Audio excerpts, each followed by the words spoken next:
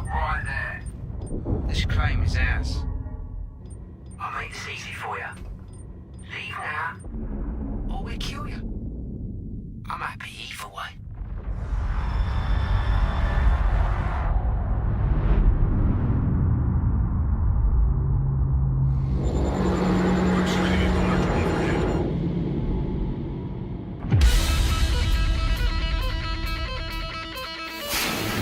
The time has come for something new.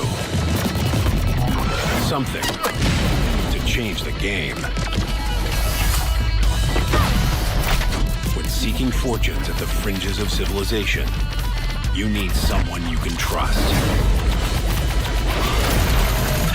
In this age of uncertainty, it's time to take back your strength. It's time to release the Kraken.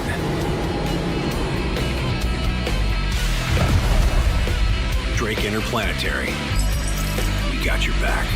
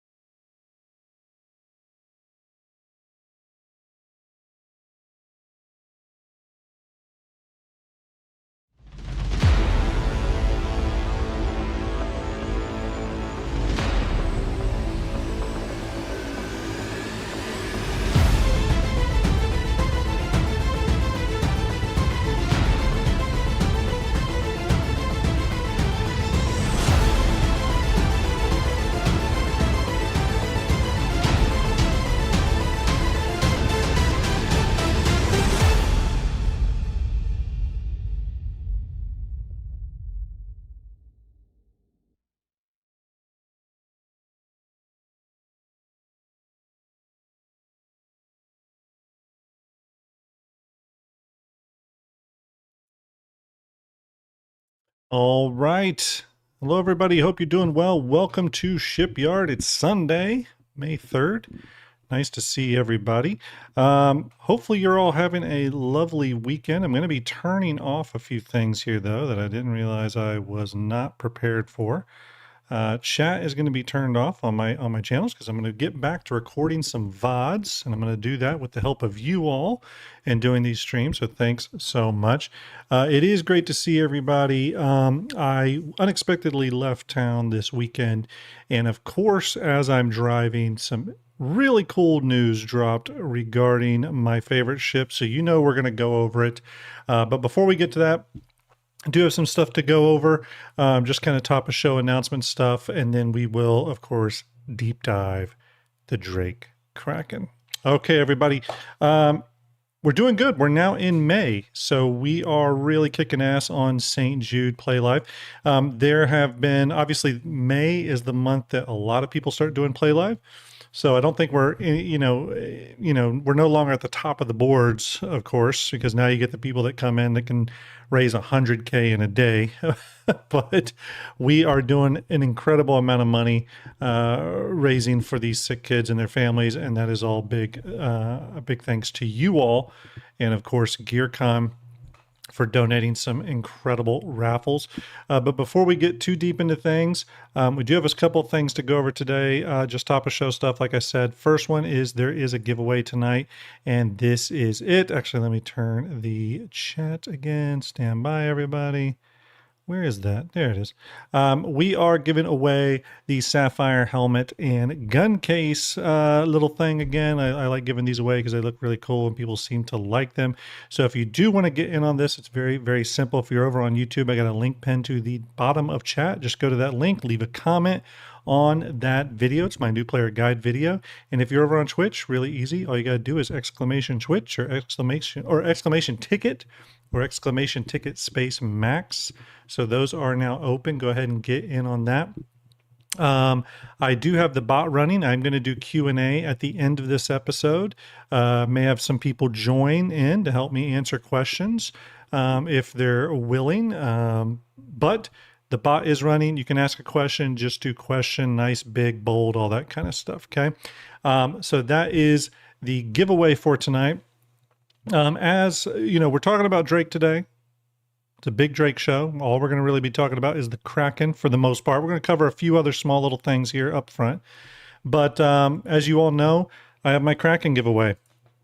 You want to get in on this while you can? Or sorry, my Kraken giveaway. It's the Ironclad giveaway. I got Kraken on the brain. It'd be cool if it was a Kraken giveaway, though, wouldn't it? It would be cool. Maybe I can make that happen. How could we make that happen? I guess we need to give away an account, wouldn't we? That might be a little crazy. Has anyone ever given away a Kraken before? I don't think so. I may have to look into that. Anyway, Ironclad giveaway. That's the one going on. As you can see right here on your screen, you can scan the QR code that you see right there attached to it, or you can go to the Gleam link that I'm about to post. This Gleam link will take you to gleam.io. There's a few different ways to get in on this giveaway. Here's the thing, though. I have changed the giveaway date for this. Originally, it was going to be the end of May. Now it's going to be May 14th. I moved it up. I usually would never do that, but I feel like this thing has been running since February. Everyone has had a chance to get in on it. I moved it up to May 14th because I thought to myself, how cool would it be but to give away an Ironclad on the first day, a Defense Con Drake Day. How cool is that? So that's what we're going to do, okay? So if you're interested in getting an amazing Drake ship added to your fleet in the form of the Ironclad, just go and enter that. I'll be giving that away. That's from my personal hangar. You'll be getting a Grim special right there. Last but not least, on the sort of giveaway raffle front, we have the current May raffles running. We got some cool ones, okay?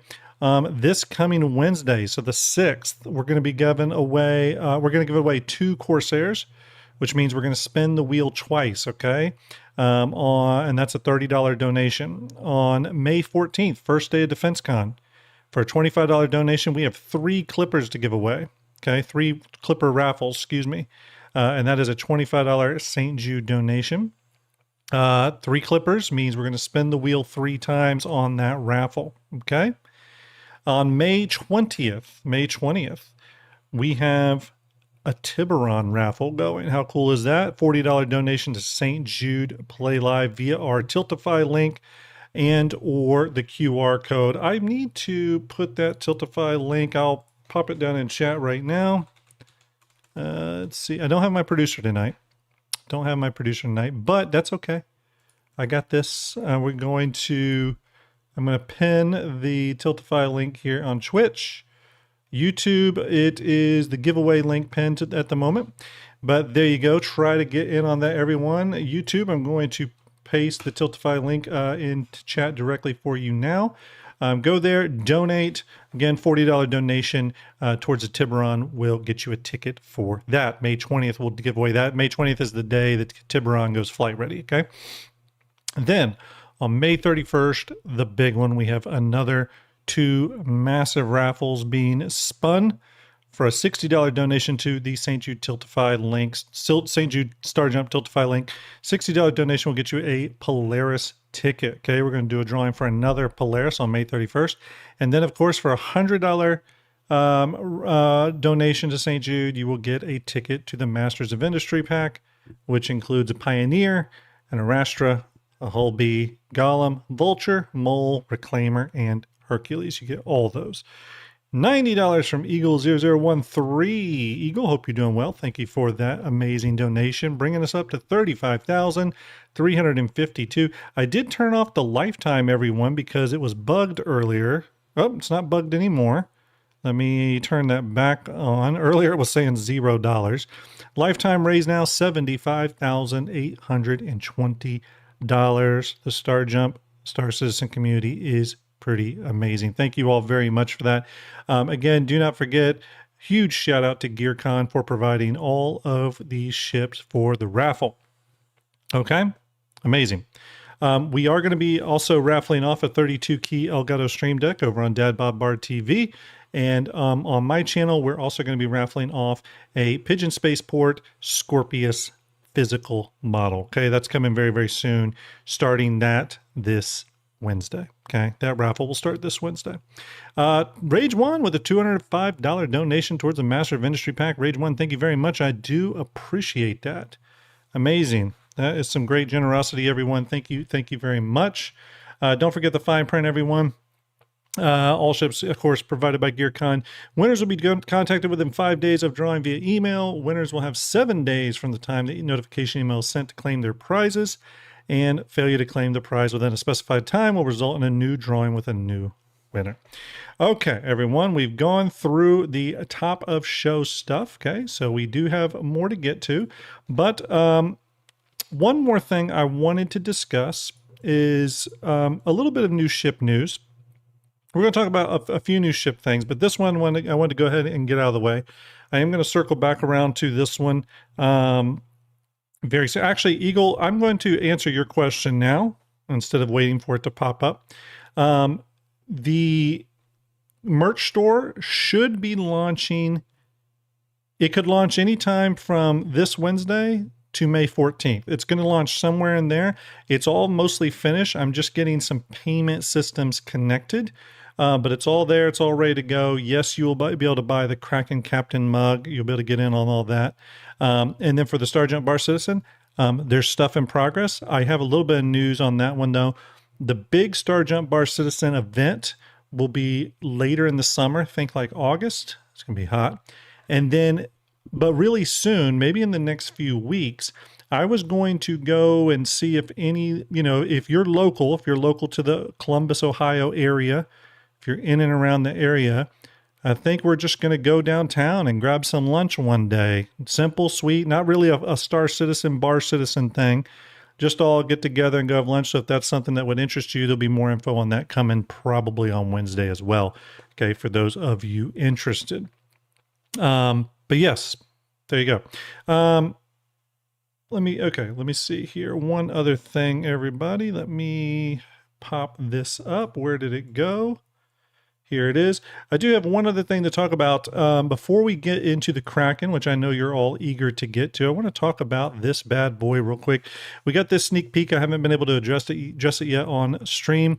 This is the Origin teaser that came out this previous week. And then, of course, at the Chinese Bar Citizen, it was revealed that it is, let's sling this over here, an Origin M80 heavy fighter project.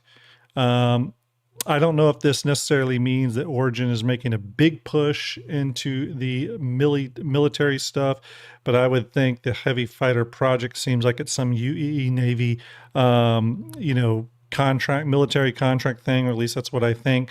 Origin heavy fighter, I'll be totally honest with you, doesn't super interest me. I'm not a big Origin fan, but I am excited to see what this one looks like. I will say this. It does look like it's got an interior. You can kind of see behind here. It's got some interior space. It's an Origin ship. It's going to be sleek. It's going to be cool. I could see this being the ship that CIG hands out to some of us to give away. That wouldn't shock me. So it's very possible if you're wanting to get one of these and you do not have the means. I think it's highly likely I'll either be giving one of these away or I'll work out something so that we can give one of these away. I think that's very, very possible. Okay, so anyways, not going to spend a lot of time on this one tonight, everyone. You've all seen the teaser. Again, it's a heavy fighter. It's got an interior. I'm thinking this is going to be some sort of Scorpius F8 competitor. We'll have to see how it feels and looks. Again, I'm not the biggest Origin fan, but I can appreciate some of their ships. So we'll see where it lands. Obviously, we'll talk about this more as we get closer to it. I think Origin Day, if I'm not mistaken, let me go back to my thing here. Oops, where'd it go? Oh, stand by, everyone. Nope, that's not it. Where was it? Oh, here we go. Let me bring this bad boy up. Oh, that didn't work either. Okay, there we go. Here's a schedule. Obviously, May 14th and 15th is Drake Day, so we're going to get the Pit Bull. We're going to get the Ironclad. We're going to get more news. So sorry, my dog is barking, of course, as soon as I start talking. So that's May 14th, 15th, and then on May 16th, 17th, it's Origin Day, so we'll get that new Origin ship, the M80. Okay, I'm not expecting anything new from Kruger or RSI. Possibly we could get the Stinger information, but for the most part, we think it's going to be an Origin Day with that M80. Okay, so there's a calendar. Again, we are approaching DefenseCon. We're only now 11 days away. 11 days away. Everyone, hold on one second. Only 11 days away. So yeah, coming up really quickly. Obviously, I am getting all my DefenseCon shows prepped. So that schedule I thought it was going to go up this weekend. It probably will go up later tonight. So I should have all my DefenseCon shows scheduled out through May. And covering all the raffles up later tonight. So stand by for that. Okay. All right. Now, let's get to the real news. Let's get to why we're really here tonight. Okay. Let me get my window open. We're here to talk about, and by the way, I do see questions coming into chat. Thank you very much. We're going to talk about them. I would say that it's going to be a very Kraken themed night tonight. So if you got questions about the Kraken, tonight's a good night to ask them. If you have questions about other ships, ask them. I might put them after the Kraken in terms of question priority, but we will get to them. Okay. All right. It's time to jump into it, everyone. We're talking about the Drake Kraken tonight. We had a jump point issue come out just this past Friday. I believe it was Friday. And the jump point had essentially a work in progress or / in production update on the Kraken moving through the ship pipeline. We've gotten a few sneak peeks. We've gotten a few mentions of it. The first mentions of it possibly, popping up go all the way back to, and this is sort of DefenseCon Ironclad related, they kind of go all the way back to the Ironclad is Rad video from about 1.5 years ago. And in that video, it was stated that, they were talking about the development of the Ironclad and how that was going to inform the Kraken. Jared then asked, hey, you're bringing up the Kraken. Does that mean anything? John Crew was like, well, it doesn't mean anything, but making the Ironclad makes the Kraken easier. And it was an interesting thing for them to say in that video. It definitely hinted to the idea that, hey, they're looking at the Ironclad as a way to sort of help build out the Kraken. So at least it was top of mind. Then we found out not too long after that the Kraken was going into pre-production. Okay, as we know, pre-production is sort of a XQ says we want to know about the Pit Bull. Yeah, we're gonna talk briefly about it. We're gonna talk briefly about it in relation to the Kraken. But the Kraken went into pre-production. Obviously, pre-production is from what we've learned, seems to be a pretty critical phase where some of these older ships sort of get run through the concept team again. And like the directors on the ship teams, have been Curtis, John Crew, and all them, probably some of the senior people, Mark Gibson, all those guys. And they start sort of figuring out what all the ship needs. Does it do all of that? Then looking at the current in-game metrics, seeing if the ship aligns with that. And then they look at probably things like current gameplay loops and make sure the ship can interact or interact with those and plug into those gameplay loops and be a genuinely positive experience, right? So for example, with the Hull B that was released recently, they're going to look at a few things, right? They're going to look at when they go back to that original brief, when it's going through pre-production again, they're going to look at things like, okay, the ship needs to land. We promised that. It needs to land with its cargo on board. Okay. So that's got to inform some design changes. Then they start looking at other things like engineering, current cargo metrics and all that, and they start making changes. Okay. So that's why that pre-production phase is so important. So when I heard the Kraken was going into pre-production, I knew the ship was due for some changes. The last I had heard from Gavin Rothery was that the ship was built to metric. But remember, even though it's built to metric doesn't mean that it accounts for everything, right? There's been additions and changes to the game and stuff like that. There's been reprioritization of certain things on certain ships. We've seen that move forward in the form of freight elevators and stuff like that, or cargo elevators on ships and stuff. So that's been a major thing. We now see that in all the big ships. So again, it was, and we've even heard John Crew mention it, I believe, in a, I think it was an Invictus ship show, actually, an All Questions Q&A ship show, where John Crew did talk about, oh, the Kraken's probably got some rooms that were sort of overlooked in concepting things like a med bay and stuff. So again, we knew the ship was going to have to sort of be put under the microscope again. And that is what we were seeing in this Jump Point article. We're seeing sort of the evolution of some of that thinking. Okay. And we're gonna get into that. So, let's go over a few things just to sort of level set on what the Kraken is. Obviously, the Kraken is a light carrier or an attack carrier. I've seen it labeled as both by Drake Interplanetary. It is their big capital ship. It is currently the largest known Drake ship. Maybe there's a bigger one on the drawing board somewhere, but the Kraken and Kraken Privateer are sort of the big bad Drake capital ship. So I think after the Ironclad, I think it's the only Drake ship left in concept still. So once the Kraken comes out next year at DefenseCon, the Privateer will be the only Drake concept ship left. So this is kind of the end of the line for Drake. There will be more Drake ships, of course, but I just mean in terms of the concept ships, this is kind of it. At concept, let me be very clear before chat starts correcting me. At concept, the ship is 270 meters long, 640 meters tall, and I forget how wide, actually. I forget how wide. It's a wide ship. It's designed around carrying 2 medium ships. If you go back to some of the earliest, where's that? Yeah, if you go back to some of the, let me bring this up here, bear with me. If you go back to some of the earliest concept videos and concept artwork that CIG had talking about the Kraken, you'll remember that it was really centered around carrying 2 medium ships, especially if you look at some of these old designs of it right here. I'll probably pause here in just a minute on those.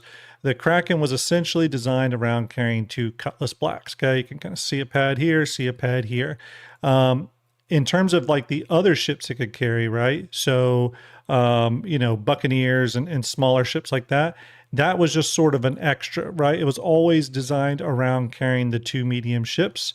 Now, they did play around with single medium ship concepts at one point, but that is why, for those of you wondering about the main pad, if the whole fit, if it fits, it sits thing obviously applies, but the reason it's separated and cordoned off into 2 landing areas is, again, because it's set up for 2 Cutlasses, essentially. You'll see that the ship has changed a lot from its original concept before they landed on this sort of aircraft carrier design. I believe on the original Jump Point issue related to the Kraken, it was stated that Chris Roberts sort of pushed it this direction, which I have to say I'm very happy with. Gavin Rothery and Paul Jones were the two sort of principal designers on the ship. So I think when you take all those 3 people and their ideas together, the ship was pushed in a really, really cool direction. Again, we're going to deep dive it here from the starting point of sort of the original concept, because it's going to make some of these changes make sense as we go through it. Stand by. Let me get something up here, everyone. Now, one thing I want to talk about real quick. Where'd it go? I want to go back to this really quickly, and I want to be clear what is happening when people see this in Fleet Viewer, right? Which is obviously a pretty, I may have just messed my mouse up, everyone. Stand by.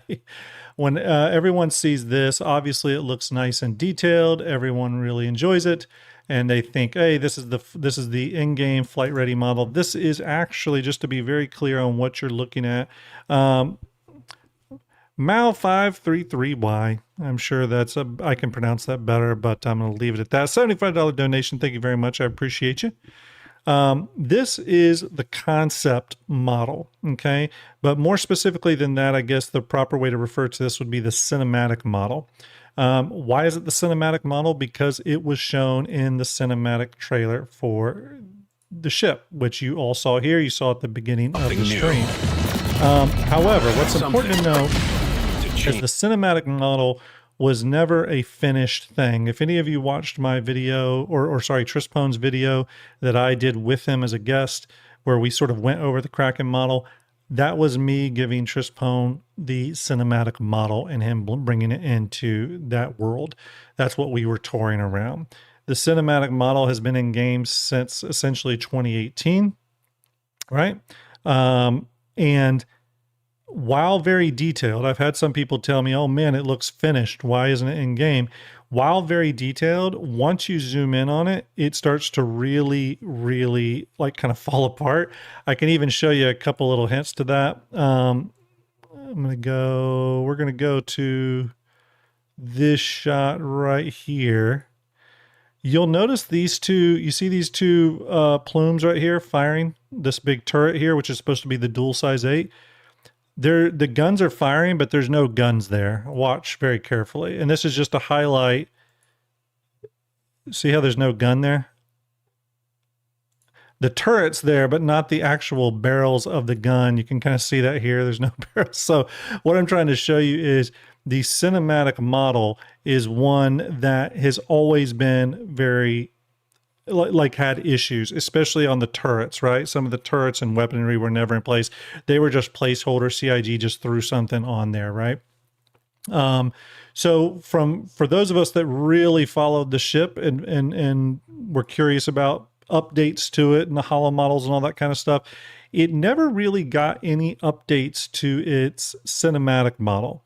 What it got in the holo viewer through successive IAEs and Invictuses and stuff was, I think the holo viewer's fidelity settings or detail settings got turned up. So it looked like the ship was getting more and more detail, but it actually never was. You were just getting the cinematic model, but with different levels of texture detail and stuff. So it looked like it was getting worked on.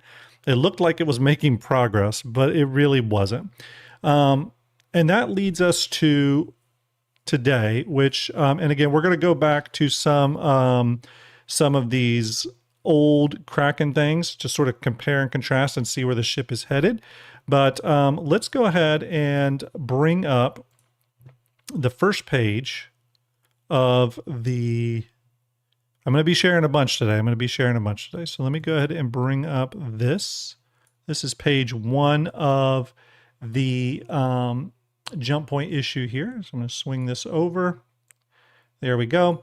So first bit of news out of the jump point issue was that the Kraken has its length reduced from 270 meters to 260 meters. Still is the largest landable capital ship in Star Citizen, but again, has been reduced in length by 10 meters. I'll tell you why I don't think that's a real big deal, though, and we'll get into that in a minute. And the height was reduced from 64 meters to 60 meters. And while I'm not 100% sure what caused the height reduction, there is a clue in some of the imagery they showed off, and it might be as simple as a piece of greeble being removed and or relocated. And again, I'll show you what that 4 meter reduction is, okay, in just a minute. As you can see here, though, well, actually, let's back up for a minute. What you're going to see in these jump point issues is semi-misleading. And the key thing to take from it is something on the first page. I'm actually going to go to the first page really quick because I think it's important. Right down here, let's zoom in. On the first page of the jump point issue, they say something really important. And I know I got the St. Jude stuff in the way, so hopefully you can still read this. Let me take it and move it over here. Okay. They say, let's see here. Okay, right here at the end, They say the development of Drake's magnum opus has ramped up over the past few months, as regular readers of the PU Monthly Report might have noticed. To keep everyone up to speed, and here's the important part, we've trawled back through the past few months of updates to show you where the Kraken is, what's changed since the concept, and generally just showcase the impressive work going on toward this game-changing carrier. Okay, now there's something important there. What they're saying is that what we're seeing in these updates is not just a final or a current progress state of the Kraken. They're showing multiple progress states throughout development, and there have been changes from progress state to progress state. Okay, and what I mean by that is we're going to go back to our imagery here. Is this model here is different than this model, which I'm going to show here, which we're going to get to this page in a minute. This model here is a much more recent, later white box of the Kraken. Okay, and we're going to get to that one in a minute because this is the one that I think is a little bit more accurate to what we're going to get with the Kraken, but still not completely accurate. Okay, so let's go back to this really quick. So for those of you really knowledgeable at the Kraken, there's going to be a few things that pop out to you right away about this. For one, you'll notice that this is mostly an older model. So essentially this is kind of close to the cinematic model right here. Okay, remember the one I talked about for the cinematic. Zoltar just donated $180 towards a Masters of Industry pack and probably some other things. Zoltar, thank you very much. Appreciate that generosity. Thank you very, very much. Getting us up to $35,842, everyone. Thank you for the follows as well, everyone. I do appreciate it. We got a great crowd tonight, by the way. 311 watching on YouTube and 200 on Twitch. You're all amazing. Thank you for the follows and the subscriptions. I do appreciate it. I think we did finally pass. Yeah, we're at 16,900 subscribers. We're almost at 17,000 subscribers on YouTube now, thankfully. Okay, but going back to this model, what you're seeing here is, or from what I can mostly tell, you're seeing the cinematic model or a model closer to that has had updates to it and some kit bashing to sort of see where they would take the ship, okay? And you might be saying, well, why do you think this is not the newer model? Well, pretty easy. There's a couple things. One, the newer model's front end does not look like this. We've seen the newer model front end. If you go back to this sneak peek image that CIG showed, which is, where is it? Remember when they showed us this? Yeah, remember this? I want you to remember this. And a lot of times when I'm doing comparisons to imagery, I'll find one or two little features and carry that over, okay? And on this one, I want you to see this. You see this little area here that's got these two dark notches? This is the newer mesh.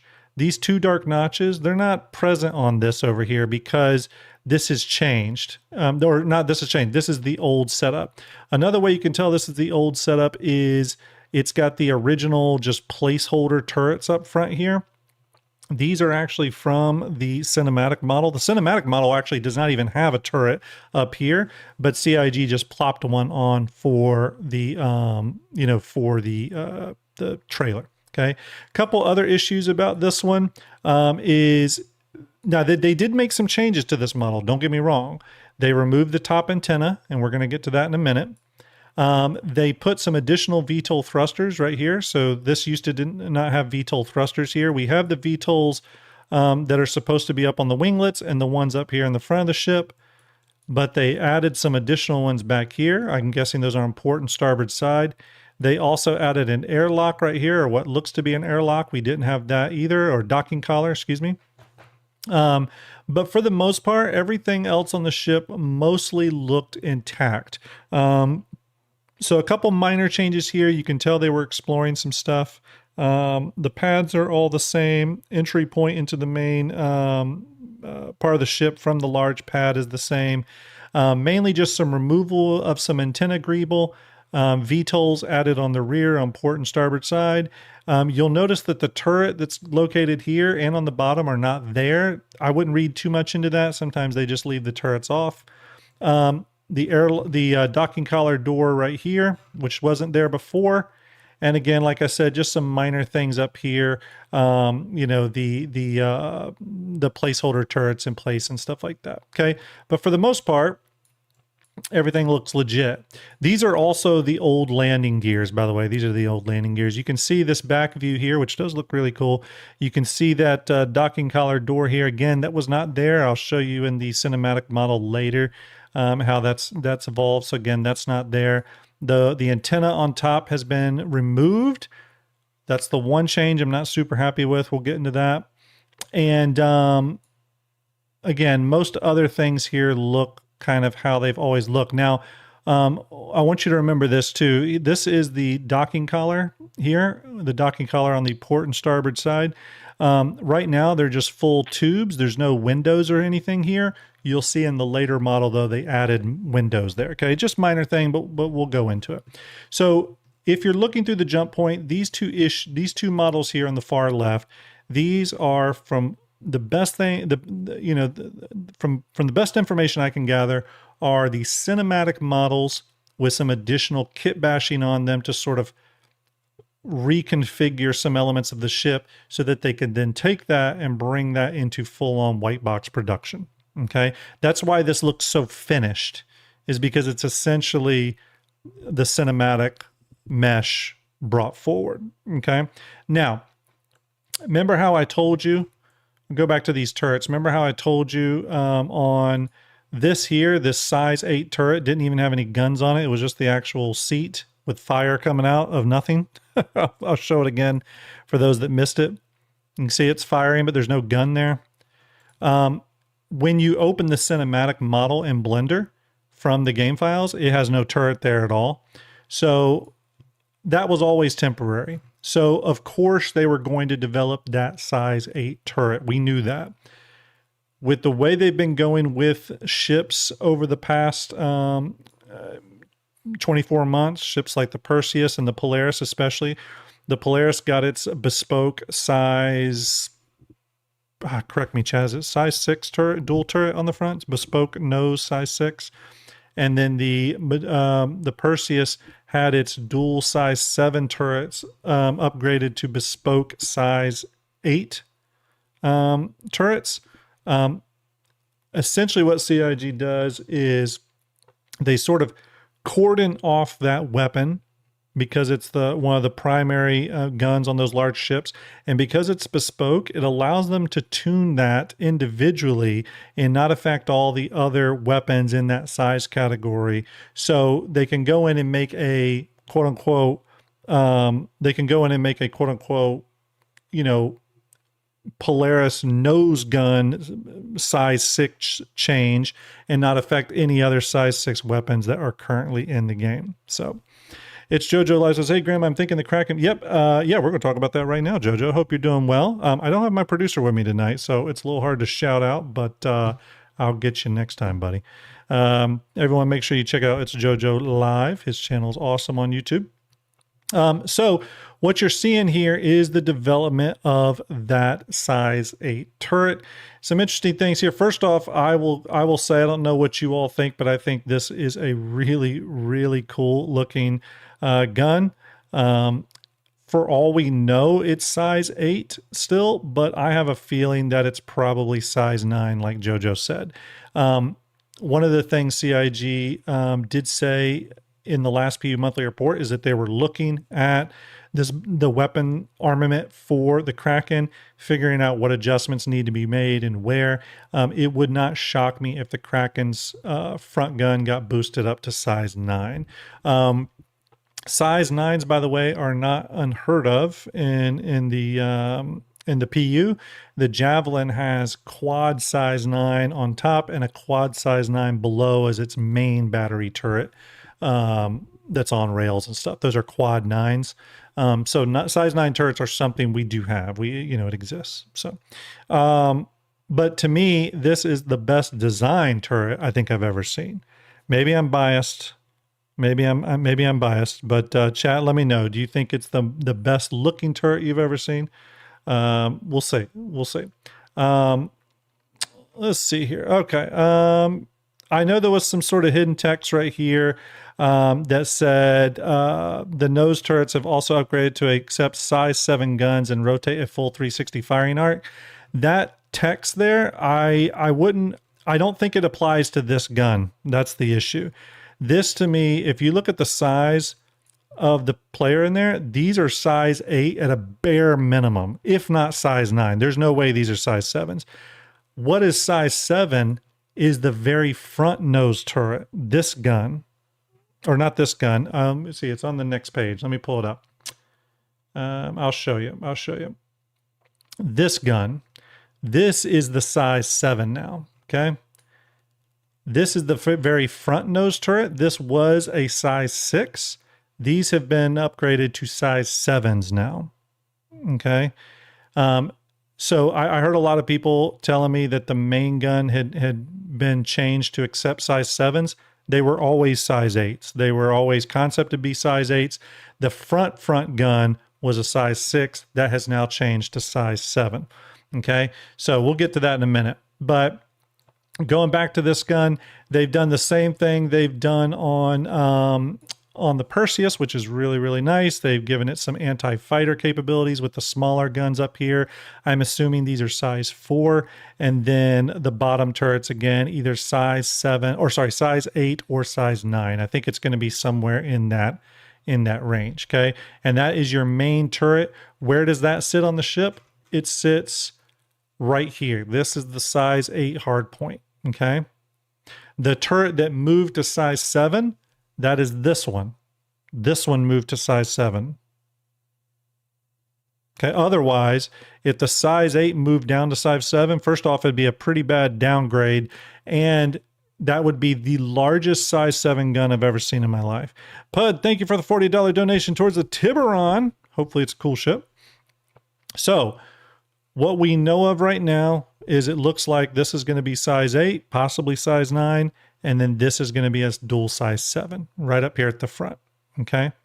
Look, the fact that CIG changes turret sizes is nothing new. They've been doing this in ships forever. They even just confirmed that the Ironclad is getting armament changes as well, and its gun loadout now doesn't match the concept anymore. So that stuff changes, okay? So size 8, size 7, possibly size 9 up here, okay? So again, I really love that they added the anti-fighter capabilities onto this. It needs it.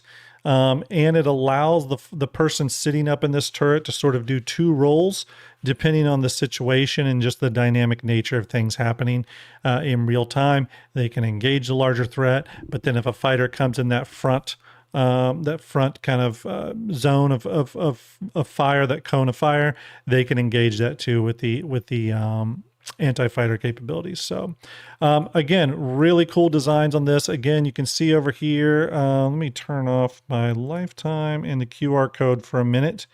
You can see over in this image right here, once again, you can see those 2 guns on the nose of the Kraken. Again, the size 8, possibly size 9 dual turret, and then down here, the size 7 main gun, okay?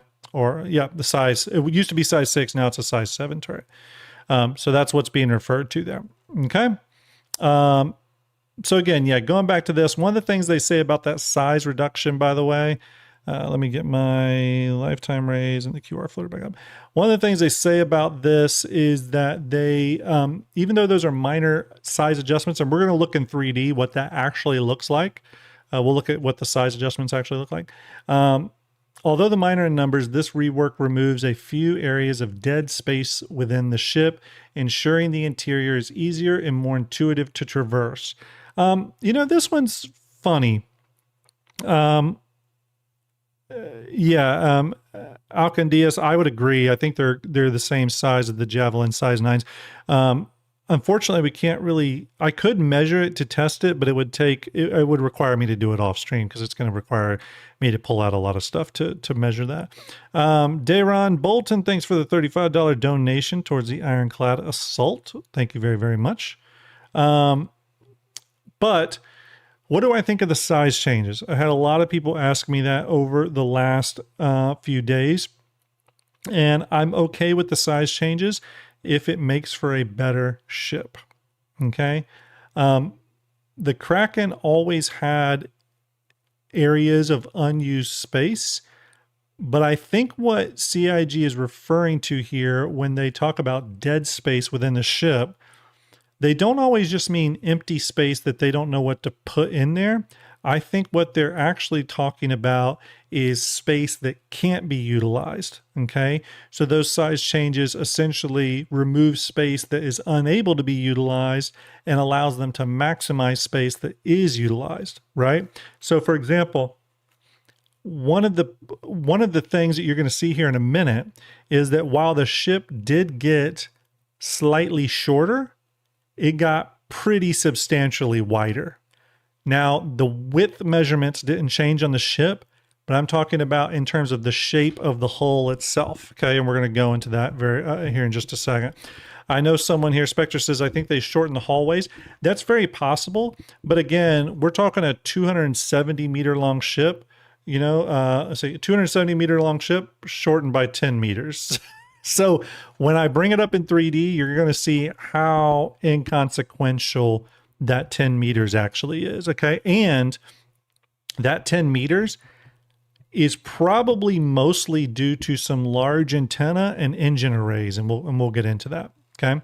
So again, the most interesting thing on this page, to sum up this page of the jump point, is we have the cinematic model on the left showing the size adjustments, okay, because I do think this represents the 270 to 260 meter length change and the 64 to 60 meter height change. So it represents that.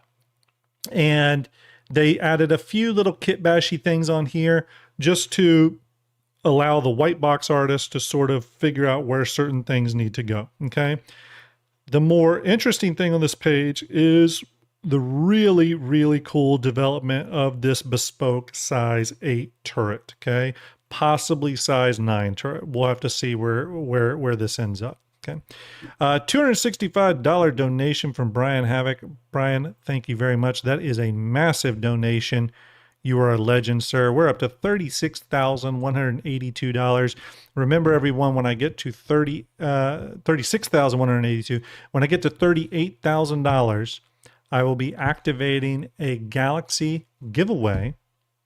And here's the cool thing about the Galaxy giveaway. You don't have to enter it. If you've ever donated this year at any time, either the month of April or all the way up to now, if you've donated to the St. Jude StarJump link, you automatically get entered into the Galaxy giveaway. Okay, you just get a single ticket. Doesn't matter how many times you donate. You just get a single ticket because I got to keep it easy. Otherwise, it would be way too difficult. But pretty cool, right? Pretty cool. All right. Now, let's go to the next page. We're gonna keep rattling off some stuff, and then I'm going to bring up a few things, okay? Next page. Let's go to this one. Okay. Says here, the turrets received a design pass to elevate them to a key element of the ship. Again, what CIG is saying here, $100 donation from Unholy Soul and $40 from Aaron Boy. Thank you very much. Do appreciate that very generous donation from both of you. Thank you very much. What you're seeing here is CIG readdress that turret thing where they're saying the turrets are going to be a key part of this ship. So for example, on that dual size 8, why would they say that that's a dual 7 now? Because that would be a downgrade. That doesn't sound like a key element of the ship. Again, this is the dual size 7 now. Okay. It says here, this approach was a key component of the reconcepting work, with the team returning to various hero rooms and features also seen here in the gravity room. Okay. $45 from Fenrir. Thank you very much. So, and again, you'll see on this dual size 7, it also has the anti-fighter turret capability as well here. So again, reestablishing that these guns here are big. Okay. If these are dual size 7s, then very much you would need some anti-fighter turrets up here as well for the turret gunner to operate. Okay. Now let's look at these gravity rooms here. So this is kind of interesting. I'm not sure which one of you has checked out the gravity room of the Hammerhead Gold Standard. The Hammerhead Gold Standard recently had its gravity room made accessible now, so you can kind of go in there. The gravity room's actually really cool. They've added some neat kind of visual effects stuff around, like energy that's kind of like moving around the sort of gravity ball there spinning. And CIG has said in the past that they want those rooms to have some important gameplay going on in them. I think it will tie into resource and network, the resource network and engineering at some point in the future. And you can see that here, and that's obviously still the plan. Is that the whole gravity ballroom, what are we calling it? The gravity rooms are going to be important if they're calling it a hero room. Okay. I do think hero rooms are not just rooms that are interesting visually, but also interesting from a gameplay standpoint. Okay. So I do think this is going to be a big deal in the future and for a lot of these bigger ships. But you can see that here. I really like the design. I love all the big pipes and all that's kind of coming up and plugging in. And then also these cylinders here that come out that sort of have these like magnets around it on the front that sort of keep the ball in place, I think is really, really cool. Again, it's nice to see sort of that high level engineering stuff from Drake. I mean, we've seen it from Aegis, we've seen it from RSI. It's neat to see it in some Drake ships now and what that will possibly look like. Again, still pretty simple geometry.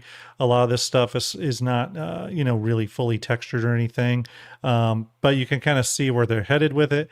Again, almost everything I've seen in this jump point, I loved. I really hope they keep a lot of what we're seeing here and they just add more texture detail and lighting detail because I love a lot of the designs here. Again, so most important thing about this page of the jump point is them readdressing that both the turrets and gravity rooms are considered hero rooms of the ship. And specifically, it sounds like CIG is putting the appropriate amount of attention into the Kraken's biggest offensive and defensive, element, which is its turret layout. Now, that's aside from ships going on the deck, but its turrets are really its only means of protection. It's not slated to have, missile turrets and all that kind of stuff, torpedoes and all that kind of crap. So its turrets are everything to this ship. So it's nice to see the appropriate amount of detail going into them. All right. Next, I want to talk about this really quick, which really shocked me. What we're seeing here are bridge positions. Okay, and I'm going to zoom in on the language here so you can see it. Oh my goodness, we just had a $40 donation from Focus towards the Tiburon. Thank you very much, Focus. And a $500 donation from Def. Dude, thank you very much. Appreciate it. That is incredible. Really, really appreciate it. It's a massive donation. We're now up to $36,907. Before we know it, I'm going to be giving away a Galaxy. I can see it now. Thank you very much for that. I do appreciate it. Some massive donations tonight, everyone. You're all amazing. They see here further detail is added to the cockpit with the captains, pilots, and co-pilot stations, each receiving detailed concept work. Note the large radar in front of the pilot and unique aeronautical style controls. Okay, let's talk about the big thing really quick. So first off, I think this is the captain's chair, the one you're seeing here. This is the captain's chair. This one as well. I think this is the captain's sort of thing right here. Okay. So captain's chair. And then these down here are the pilot, co-pilot chairs. Okay. Because they mentioned, well, actually, sorry. This is the captain's chair down here. And then again, sweeping over pilot and co-pilot type stations. Oops, let me go back to that. You can kind of see down here the captain sort of sitting up on a higher level perch, looking down this way. We can see the angled area here, which probably sinks up into the glass because the glass on the front of the bridge is angled. And I think our pilot, co-pilot chairs are going to be up there. So pretty massive bridge. But I have to say, these are the best bridge seating positions I have seen CIG do ever. I think you would all agree, right? Now, here's the only thing I'll say. Here's the only thing I'll say. Coffee Guru, thank you for that $35 donation. That's amazing, brother. Appreciate it. CIG has shown us really cool concept bridge seating positions in the past. Okay, with the Polaris, with the Nautilus, with the Pioneer, with the Perseus. Now with RSI on the Polaris and Perseus, much to my chagrin, they went with sort of the sleek glass panel, super futuristic MFD sort of display. And I will say I have grown to love it. I have kind of grown to love it. But I've always said, and I know Execute will back me up on this in chat. And by the way, everyone, when I get to the Q&A here in a minute, I think Execute might jump in chat. But when I'm only doing this solo because I am going to VOD this out. So thanks for bearing with me. But I've always been a little bit disappointed that we didn't get the original large bridge stations that the Polaris concept had, okay, and the Perseus concept for that matter. I've been pretty open in saying that I love the big chunky bridge positions of the Pioneer, and I hope that CIG doesn't take those away as they refine the ship. I think CIG gets a little concerned about visibility and being able to see out, but I'll be honest with you, I want the immersiveness of these bridge positions.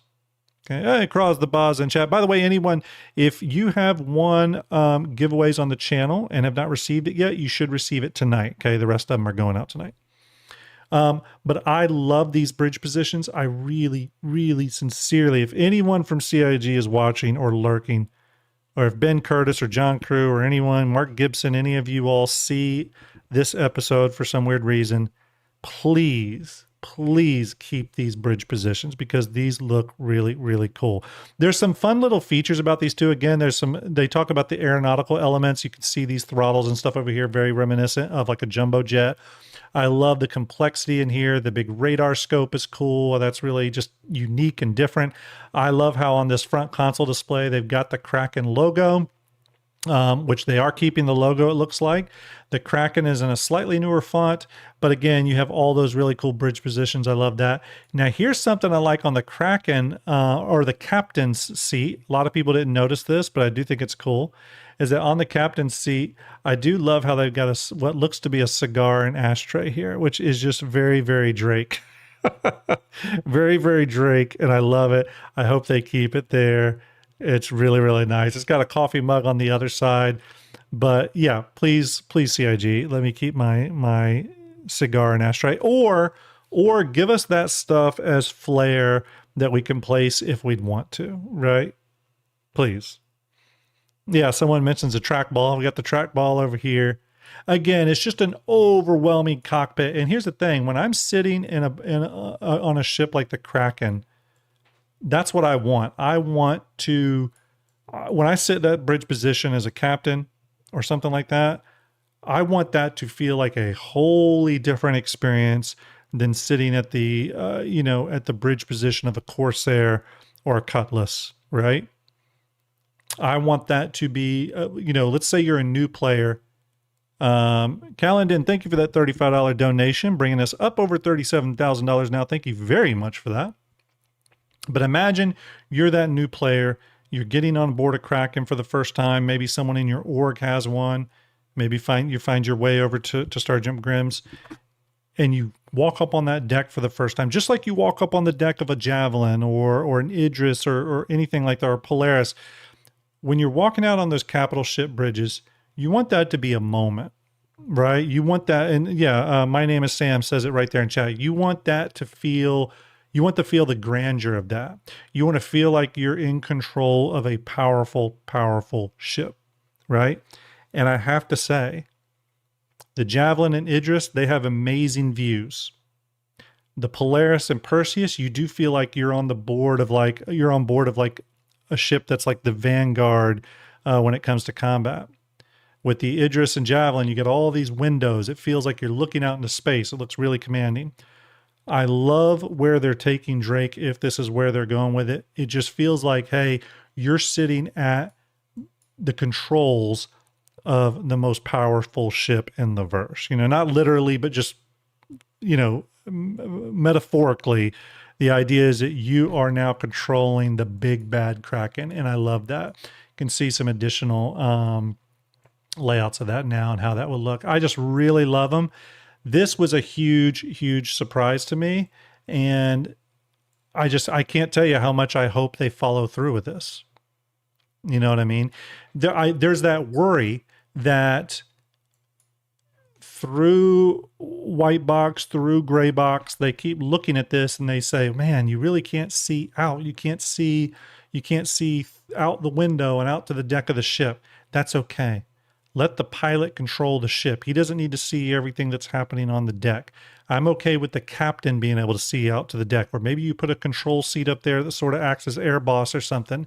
The pilot for the Kraken, though, I really love being this really enclosed, you know, very serious sort of setup. I don't know. I just really dig it. Really dig it. Radium TX with a $40 donation towards the Tiburon. It's amazing. By the way, everyone, if the Tiburon, for those of you donating to the Tiburon, if the Tiburon is a ship that is a dud and you really don't like it, myself, you, and GearCon can have a chat. There may be some options there for you if Tiburon is not the ship, okay? Holy, oh my goodness, everyone. Mufasa just hit $1,000 donation. We gotta hold. We gotta pump the brakes. We gotta pump the brakes, everybody. Oh my goodness. Mufasa with a $1,000 donation. This is now multiple $1,000 donations from Mufasa. Mufasa, if you're in chat, which I'm guessing you are, you just donated. I got to do some beans. But Mufasa, I want you to get a hold of me. Okay, I want you to get a hold of me. I see you right there in chat. I'm going to whisper you, Mufasa. Okay, I'm just going to say, hey, oops, yeah, hey there. Talk to you soon. Mufasa, because of your amazing donations you've done, and there's been a lot of people that have done amazing donations. Thank you, everyone. But you've now done multiple $1,000 donations. I want to get you a STARJUMP poster or something, some kind of cool STARJUMP swag. So I'll get up with you. I whispered you. I'll get up with you. We'll get you set up. Don't worry about that. Okay. But $1,000 for airfare for patients and families and the Masters of Industry Pact. And once again, voting for Dad Bod Bard to lose that damn hair. I agree. Thank you very much. I got to do a beam for that. I was going to keep going, but don't worry. We're going to get back to the Kraken here and then get to some Q&A. We'll bring some people in. Maybe Execute will jump in. All right, here we go. We're going to grab a bean here. We're going to double. We're going to do two beans. We have to. $1,000 donation. We got to do two beans for God's sake. All right, here we go, everybody. Let me hold them up. I can already tell you one of them is either burnt rubber and licorice, or the other one is old bandage or pomegranate. Old bandage does sort of ruin the entire party. I will say that. Okay, it will just sort of ruin the entire party. If I get licorice and pomegranate, that's still not going to be a fun time. Okay, but here we go. Everyone, thank you for your donations. You have pushed us hugely up. I am now going to be starting a Galaxy giveaway. Again, that will start this coming. Mufasa says, I have some posters from meeting your crew at Equinox. One of them is the Kraken. I have them framed. Awesome. Well, Mufasa, I am doing a special one-of-one poster for DefenseCon. That's going to be all new. And I'm only making two of them. One is for our one-of-one milestone, and one of them will be for you. So it's a 2 of 2, and I'll get you one of those. It's a nice, big, physical one, okay? Dark Knight 972 with a $100 donation. Thank you very much, Dark Knight. That is an incredible donation as well. Thank you very, very much. Remember, everyone, now that the Galaxy giveaway is going to be starting, I'll start that on Wednesday. You don't have to worry about entering it. I'm going to add you automatically. If you donated to St. Jude during the month of April or anytime through May, I'm going to add you to the Galaxy giveaway. So stay tuned for that, okay? Macro Bus with a hydrate. Let me hydrate now. All right, here we go. Bottoms up. Yep, it's bad. I think I got the book. I think I got both bad ones. Yeah, let me read the book here. Macro Bus coming in with the hydrates. Thank you very much. He's my hero right now. I get to hydrate. Oh, Macro Bus, that's good. Thank you, buddy. Thank you very much. Okay, I got burnt rubber and I got old bandage. Both are bad. Both are bad. But you all are amazing. Macro Bus, thank you for those hydrates. I'm going to hydrate some more in a minute. That did save me. Ryan JT80, thanks for subscribing with Prime. I do appreciate that. Thank you for all the follows. Froken, thank you for subscribing with Prime. Appreciate that as well. Had a ton of follows tonight, everyone. Y'all are amazing. Posture check from Reaper. I must be slouching. Reaper sees me falling down. Oh, execute. The gravity room on the Hammerhead is up at the engineering console. There's now a wall that's been removed there in the new gold standard. You can easily go through there, and the gravity room's right there. All right, let me get this down. This is rough. Both of them are taste horrible. Both taste horrible. Ooh, okay. That's bad. It's really bad. Okay, let me pull up something really quick here, everyone. Stand by. I can't get it down. Here's the thing. When it's really gross like this, you can't even get it down. That's what's it won't swallow. All right, here we go. I'm going to go to our, okay. Bear with me real quick here, everybody. Go into our milestones. Okay, let me make sure we don't have one higher than 38,000. I think we're going to have to make a new milestone of, we'll make a short one here. 40,000, and for this one we'll have to make a we'll have to do a drawing of 10, no, drawing of 5 all ships posters physical. Physical. Okay, we're gonna do that. Okay, that's our next milestone. We'll hit that easily, I think. Okay, so our next milestone, when we hit 40,000, I'm going to do an updated all ships poster. You know, those ones that I do. I'm going to update it with all the newest ships. I've been meaning to do that. There's actually quite a few new ships I need to add to it, and I will do a drawing for those. They'll be easy to enter. It'll be free to enter for that, and I'll give away 5 of those or 10, something like that. We'll either do 5 on a minimum or 10. I got to just make sure on one thing on that, but we'll do a lot of them. We'll do a lot of them. Okay, there we go. Y'all are incredible. We're now at $78,865 lifetime raised, which is just stupid good. That's amazing. Thank you very much. Let me check one thing here.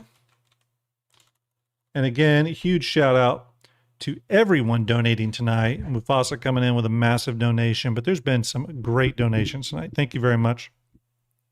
By the way, when I launched the merch, I see someone mentioning merch down chat. When I launched the merch store this week on Wednesday, I think it'll be this week on Wednesday. You guys are going to love some of the offerings. That's all I'm going to say. You're going to love some of the offerings. Grunge19 with a $40 donation towards the Tiburon. Thank you very much.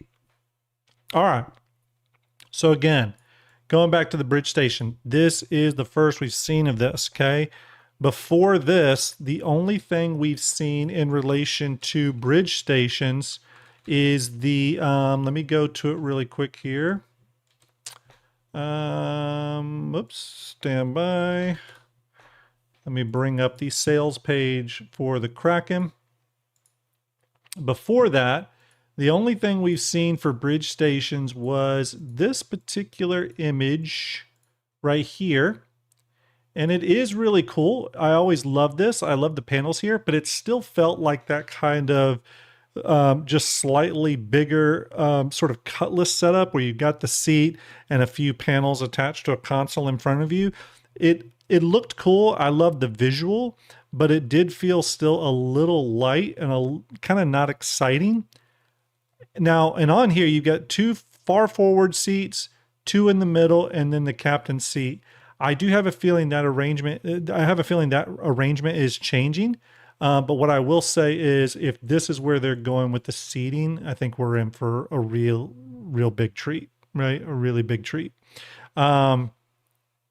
Okay, now I want to move to this next one. Now, this next one, I've got some notes on it here. Okay, I want to start pointing out now. This here, actually, let me go to this one real quick.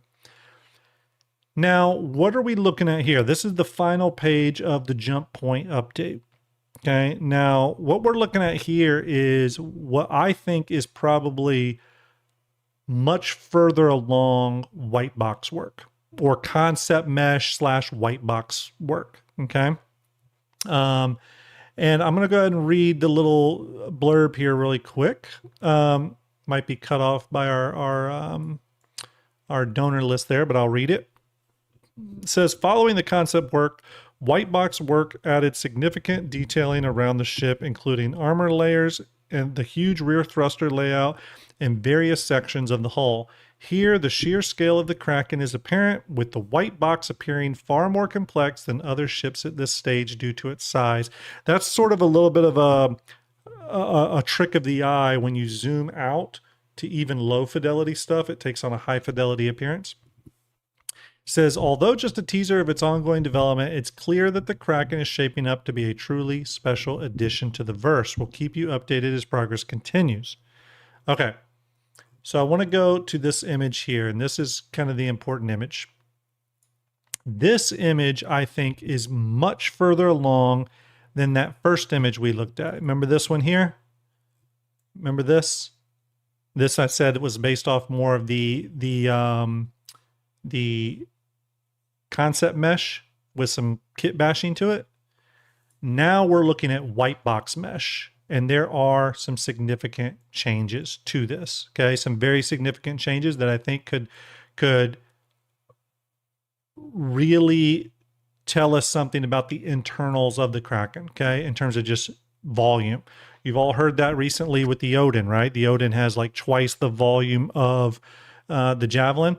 Well, volume is something to consider with this ship as well, and we're going to sort of go into that. Okay, now, let me close this one and go back to this, where I've started to label out things that I've changed right off the bat. Now, the first thing, some minor stuff. These docking collar arms now have got windows along the side. Again, we didn't have that in the cinematic mesh. So this white box mesh, you can see, is in fact different. Okay, so there's windows here now. That'll be nice. The Kraken was never a ship that had a lot of windows, to be honest with you. As a matter of fact, I think it only had the ones on the bridge. So it's nice to see some additional windows coming into play. Moving along, we'll move up here. The antennas have removed. Remember when we talked about the 4-meter height change now? It went from 64 meters to 60 meters. For the most part, the height change, a lot of that I think was in the antennas. If I go back to... Hangar Link here, let me zoom out and zoom over here. You'll notice that the cinematic model of the Kraken had some really tall antennas up here. Okay, that was part of its overall height. You can see those tall antennas there. That has now, those have been removed. Okay, they've been, what looks to be is that they've been relocated. Okay, we think that's been relocated, so we're going to get to that. Another thing that seems to have changed is new bridge windows. Okay, now we'll have to see how this looks in the final version. I hope it looks better than what we're seeing here. But if I go back to this, you'll notice that the original bridge window layout is just these 2 window slits right here.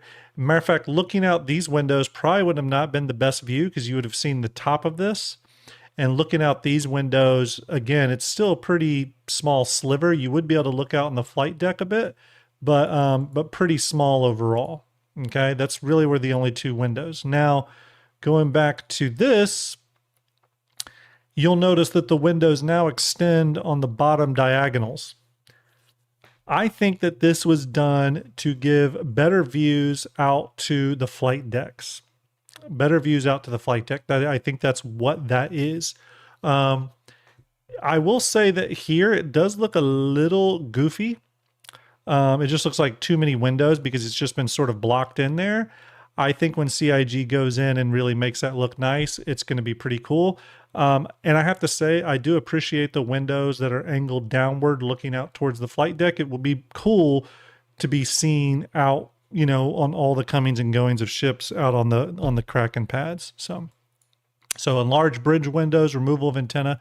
The next thing that's kind of an interesting change is this section here. Now, I want to go ahead and point out that this piece of structure was always here under the main flight deck. It always existed, but it was smaller and much less, it had much less space there. And much less of a gap between the superstructure of the ship and the actual flight deck. And what I think that is, and I'm spitballing here, but what I think that is I think that this is essentially to hold and encapsulate all the mechanical aspects of the freight elevators that will go from the main flight deck down and then over to the air car. Not 100% sure, but it's a pretty big lift up of the main flight deck. And the only thing I can think of that would need this space is some sort of freight elevator, cargo elevator, something like that, because we do need that for that main deck. We need a way to get cargo from the ships that land on the big pad down to the cargo bay, which is quite a journey. So we need some way for that stuff to get down there. Okay. So I think that's what that geometry change has been pretty substantial. The next one is over here. So you see this back here, it looks like an antenna is attached to the side of the ship right here. And there's another one over here. That did not exist on the other on the cinematic Kraken. That antenna, I think, is to sort of make up for the loss of the antennas up here. So I think essentially what those have been is sort of moved to the sides of the ship. Not 100% sure if that's going to survive all the way through white box, gray box, whatever. But I do think it's a pretty substantial piece they've added there. Okay, and we'll look at that. Now there's another big change here, and we're going to look at that in a second. And this is probably the biggest change of all, and more on that in a second. Okay, so we'll come back to that. I'm going to go to this one here, and here you'll see, okay, you'll see the antenna right here, the new antenna arrays. You'll see that on the back here. Again, those weren't there previously. Okay, those are sort of new now. Okay. By the way, we got a lot of people watching tonight. 272 on Twitch and 366 on YouTube. I think a lot of people like the Kraken. That is 575, 500, and that's almost, I can't add. That's almost 650 people. That's amazing. Locubus, thank you for a $100 donation. Appreciate that. That's amazing. Thank you for that very generous donation, everyone. We're up to $38,547. You all are going to have us at 40,000 tonight, which is going to be, if we get 40,000, that's going to be the biggest fundraising night we've had in a single night. So that's incredible. Now let's talk about what I see as a truly massive change to the Kraken. And that is this right here. The whole geometry has changed on the ship. Okay. Do you see how right here on the side, the ship now angles out? So it kind of angles out from the center line of the ship. It angles out and goes to this wider section. That was never like that before. Okay. For those that are curious what that looked like before, I am going to load up Cinema 4D. And we're going to open the Kraken cinematic model and take a look at what we're talking about and why that can be a really, really substantial change. Okay. Why that change might be more substantial than you think. Okay. There's also some other really crazy stuff now with the hull. Okay, let me load up the Kraken model, and I'm going to share my screen on that. Bear with me. Okay, I'm going to swing over really quick. So remember this angled side here. Okay, remember that angled side. So remember that for a minute. Okay, now I'm going to go to the underside of the cinematic Kraken. Okay, and you're going to see a lot of differences. A lot of differences. Okay, let me switch over. Where's my thing here? Let me find that screen. Bear with me, everybody. Okay, there's my left monitor. Here's my main screen. Okay, so remember this whole geometry right here. Now we're going to switch over to the cinematic model. And if you look here, you see how that angled area is not here? It's just essentially a large tube. As a matter of fact, remember you know how we got the side, the port and the starboard hangers? Okay, so let's find our starboard hangers. Let's just turn those off for a minute. Okay, I'm going to turn the starboard hangers off. If I do that, you'll see the center line of the Kraken is actually just a pretty thin tube. There's not a lot there. So all that really left room for was the air car and walkways that went along the length of the Kraken, okay? I even asked Gavin Rothery one time if it would be possible to take the two internal hangars that are over here. Actually, let me turn off the lighting really quick, everyone. That's probably making it a little tricky to see. Nope, that didn't help at all. Let me circle my lighting around here. 1 minute. Okay. I asked Gavin Rothery one time if it was possible to take the hangars that we see here, duplicate those, right? So let's say we duplicate them. We drag them over. Let's reverse them for a minute. Bear with me. We're getting a little kooky here. Okay. We've got two new hangars here, and I asked Gavin, would it be possible to then put two hangars on this side? Maybe we got to slide it up a little bit, right? Because it's intersecting with the cargo bay. But essentially I asked him, would it be possible to do something like that? Right? Or even just one hangar. And something Gavin told me at that time was, no, there's not enough room, right? And I was always like, man, it seems like such a waste of space under here, because with this 90-degree wall here, you have all this area underneath the medium flight deck. And it seemed wasted. Like it seemed like it was kind of a wasted opportunity. And again, you go back to the new thing now and you'll see that they've angled this out. And what that is going to do is create a ton of additional space. So that center line there where the air car runs and those long corridors are at, you got room now all along the side of that for additional rooms. Could be medical, could be brig, could be armories, could be who knows what else, right? The fact that they did that adds a ton of more volume to the interior spinal section of the ship, which again, you go back to the cinematic model,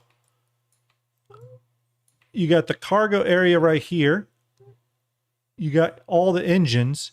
This whole front area was really just hallways, right? And then that, when you take away the cargo area, which is sort of this middle section here, it really didn't leave you a ton of room for just all the rooms you need, right? It didn't leave you a ton of room for all that. But again, it's obvious that they've changed that pretty drastically now. You can also see, if I zoom down here, you can see we have the main, this is sort of the cargo room A, and there's another cargo room B up here. But cargo room A kind of ran back. You have additional landing gears here, but there's sort of nothing in this area here where my mouse is moving around. But again, I switch back to the new concept mesh.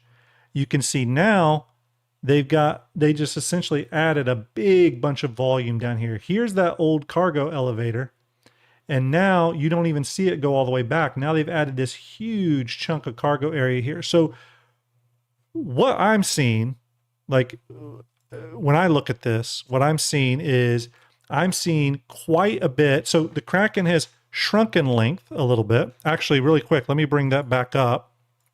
The Kraken has shrunk in length a little bit, and it's not as tall anymore, but it looks like the internal volume has increased substantially.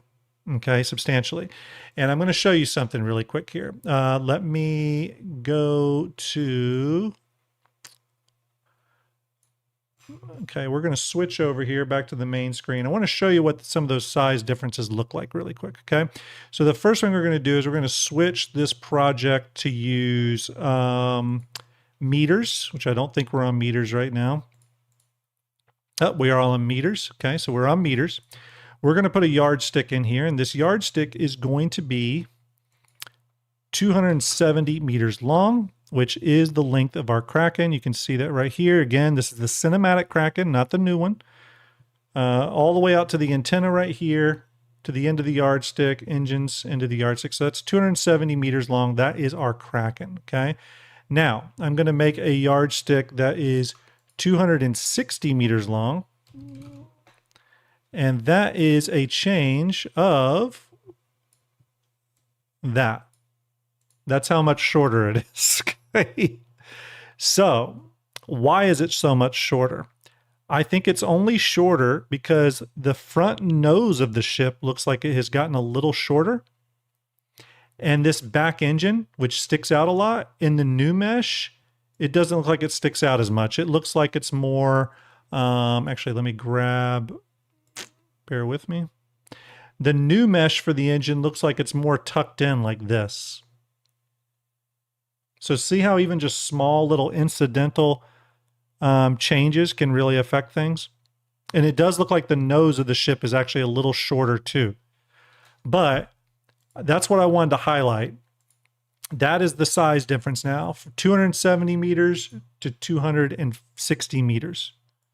That is not very much, okay? If I make another yardstick right here, and because remember how the height shrunk by 4 meters from 64 meters to 60 meters? 4 meters looks like this.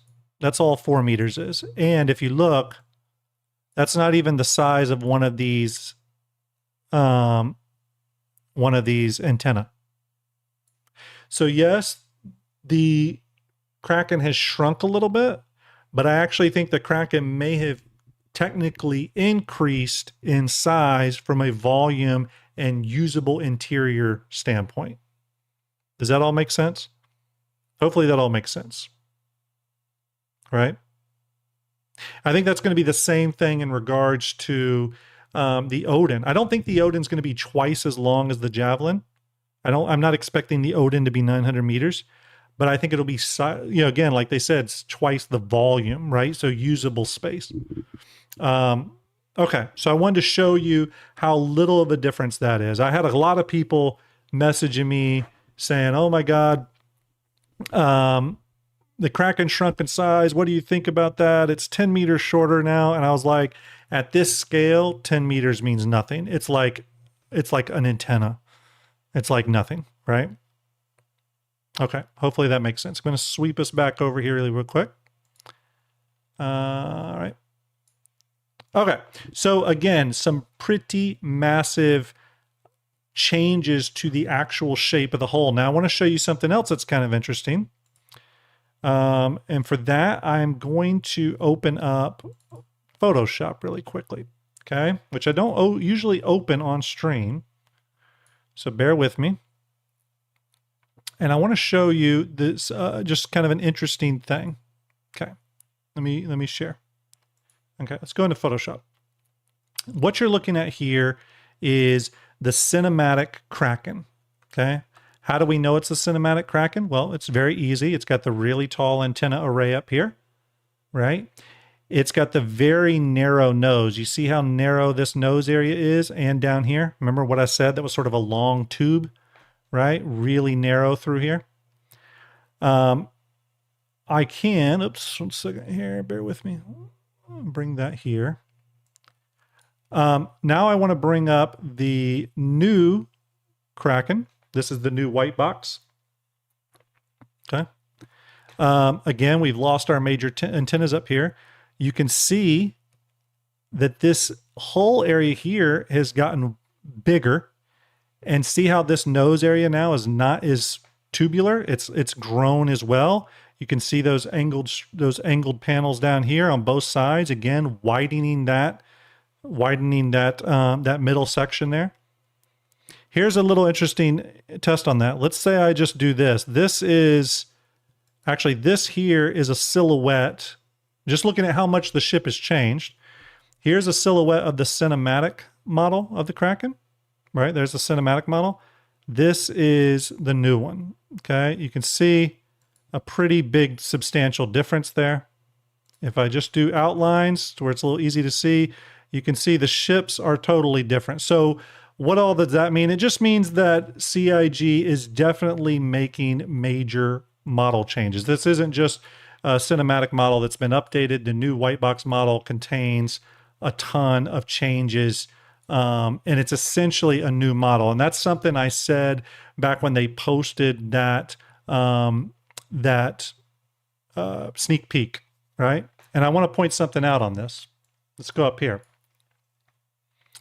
Do you all remember at the beginning of the show when I showed you this image here and I said, pay attention to these two dark slats? Remember that? These two areas right here?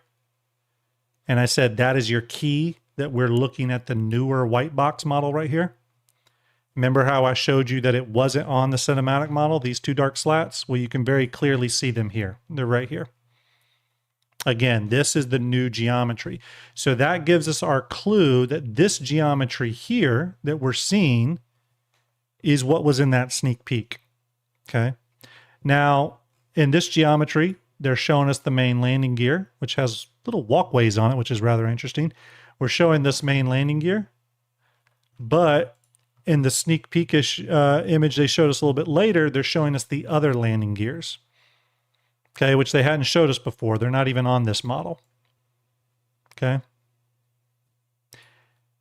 Could this geometry contain the landing gears? It's possible. The landing gears could also just be on the exterior of the ship and fold down. Some other interesting little tidbits here. I noticed that there was some like little railings up here. Now there'll be a massive turret up here, so I don't think you're going to be able to get up here and like stand Titanic style like Leo DiCaprio, but they are there, which I think is a nice little touch. They have added little antenna and geometry to the big nacelles on the front, which I think is really nice. Again, you can see the windows up here in the docking collars. Now, some of you probably remember me saying that I was really hopeful and optimistic that the exterior of the Kraken would be shown, at least its exterior, during DefenseCon. Rhino457 with a $180 donation. Rhino, thank you very much. Salute to you. That's a great donation. Appreciate that, buddy. I'm now slightly less convinced we're going to see it. I'm still holding out hope, but I am slightly less convinced we're going to see it at this DefenseCon exterior only. I think we could get a new holo model maybe, but part of the reason I think that, and now there's no telling how old this is, by the way. There's no telling how old this image is. But there is still a lot of like kit bash geometry here. You can see here this piece of geometry that they put in here. You can actually see the edges of it right here. Okay, it's not even finished. It's just a hole right there in the ship. So again, I don't want to read too much into that because this could be 3 months old and they could have fixed that. But it does show that this is a very, very, very active development ship. There's a lot that is probably being changed and stuff. And I just, if they had the exterior ready for DefenseCon to show somewhere, I would be, at this point, I think I would be shocked. But I also think that's why they're showing us this jump point sneak peek, because it's not going to be at DefenseCon as an exterior, which is fine.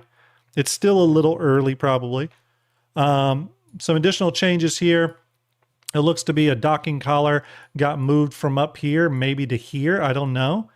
I'm not sure exactly what this piece of geometry is here, but it does kind of look like a docking collar, another docking collar. So yeah, again, a lot of changes to the geometry here. Now, a few other things to note. Again, you can see that rear, remember this docking collar here? It does look like this is the same docking collar here, just cleaned up a bit more. This image here has some one very interesting thing, and that is we can see PDCs on the Kraken right here. That's what that is. That is a PDC, which is pretty cool.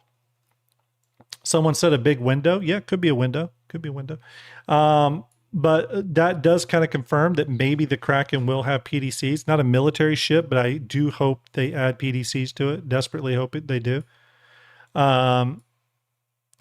This is the area that we would see the side turrets. Now, it's very clear the side turrets are not on here. We have not seen those yet on this new white box model, but we know that they're working through turret stuff now. We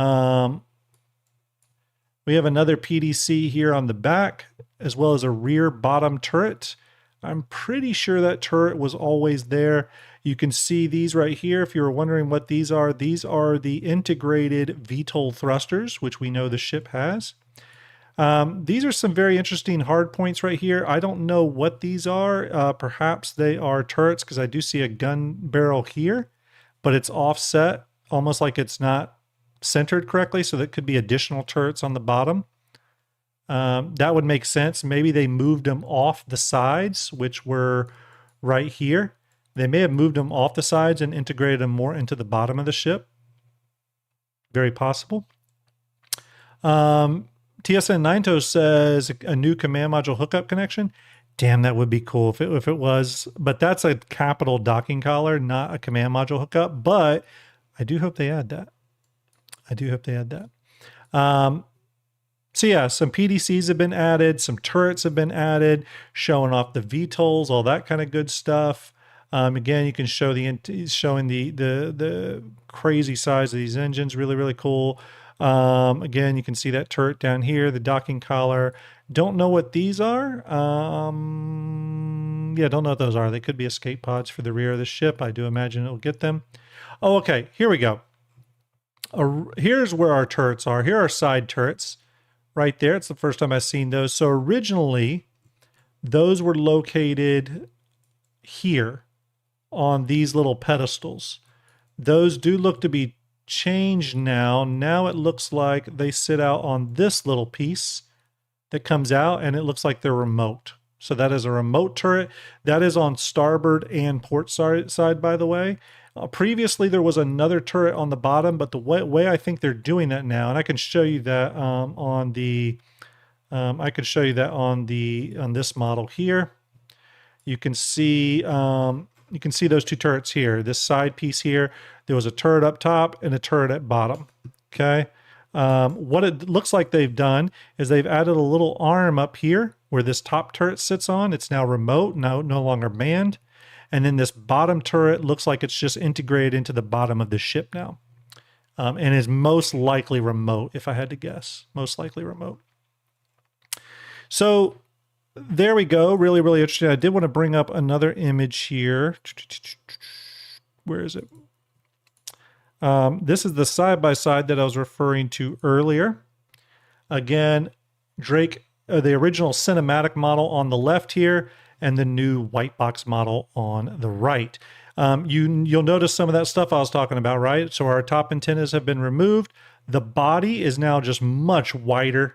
You can see the space in between this nacelle and the edge of the cargo bay versus the edge of the cargo bay here in the nacelle. That's much smaller now, so the cargo bay has increased in size, or at least it looks like. It's very thick. I agree, Zendul. Definitely a fatty Kraken, Kiri. This middle nose section here on the new white box is increased in size versus the really skinnier one on the cinematic model. So again, going back to what I said, oh, here's that piece underneath the main deck. You see, there wasn't really anything there in the cinematic model, and now there's a huge piece there. And again, I think that's those cargo elevators. So pretty massive changes here to the new Kraken. Okay, pretty massive changes. Okay, now it's time to give you my opinion on everything, and then we'll go into questions, okay? We'll go into questions. By the way, again, huge shout out to everyone tonight. We got a great crowd tonight. 287 on Twitch, 278 on Twitch, 394 on YouTube. That may be the highest I've ever had on YouTube, or the second highest. I think it might be the second highest.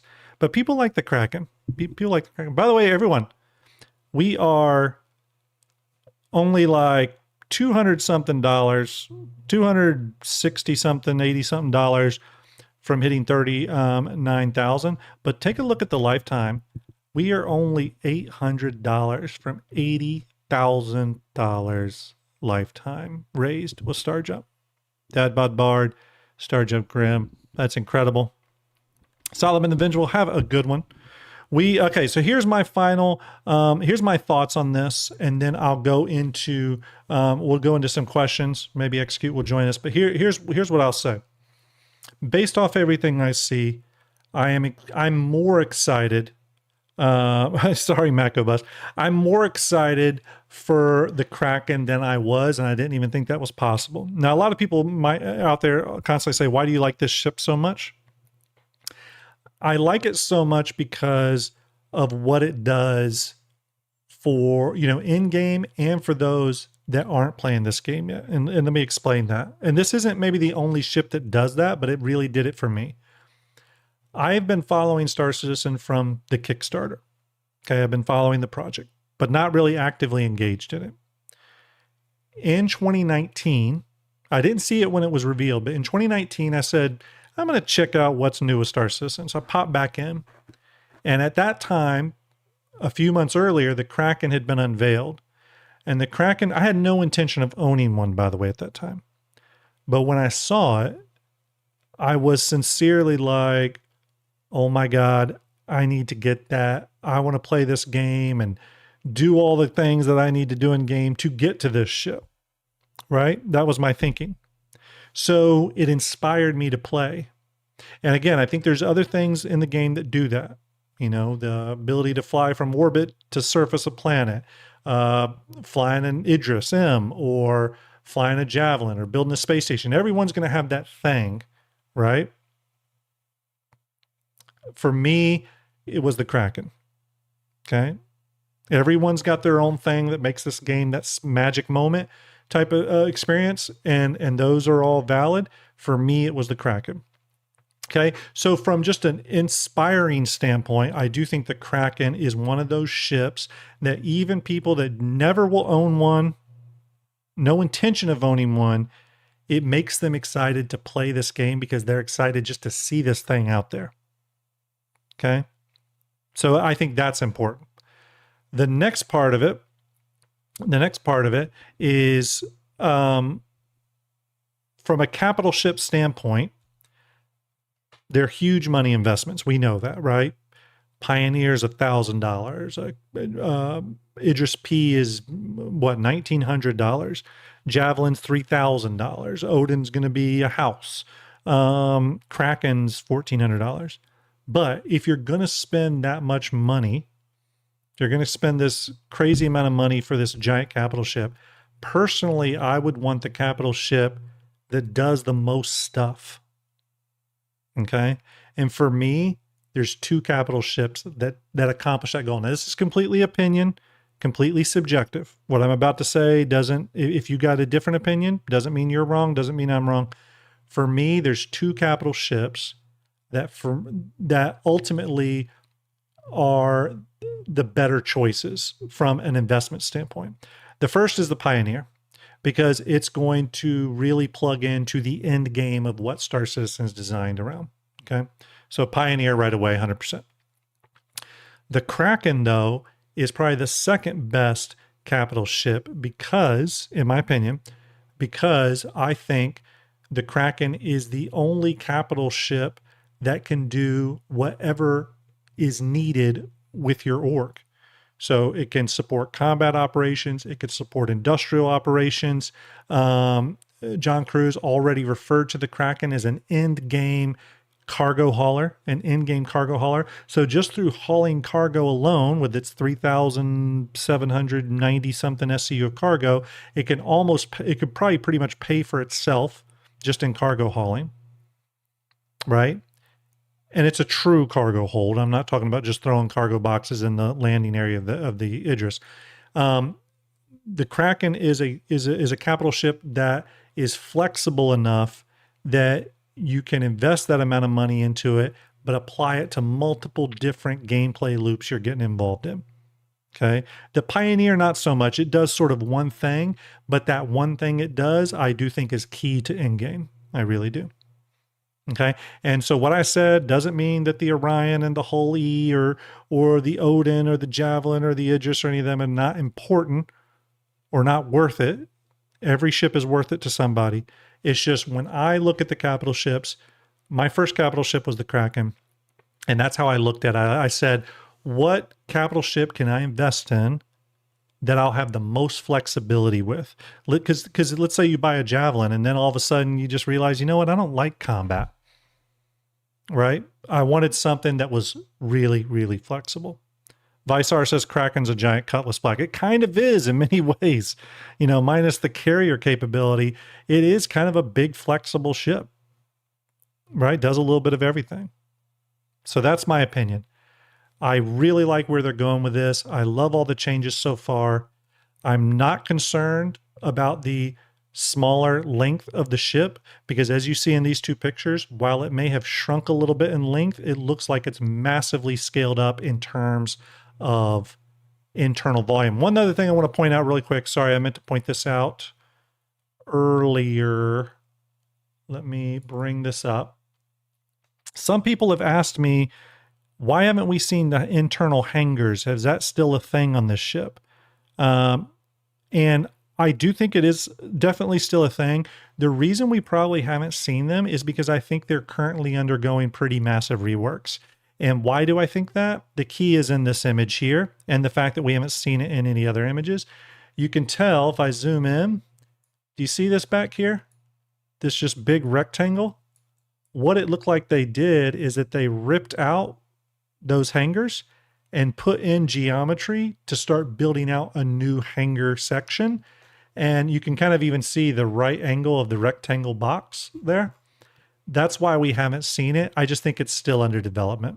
Okay, now you can see it here in this white box image. Obviously the hangars are there, but they've been redesigned and they probably weren't ready to show yet, is all. Okay. All right. We're now going to get to some questions. Let me see here. I'm not sure if Execute is still in the channel. I'll ping him. If he wants to jump in chat. Okay, let me put on my headphones just in case, everybody. And then we'll start getting through some questions.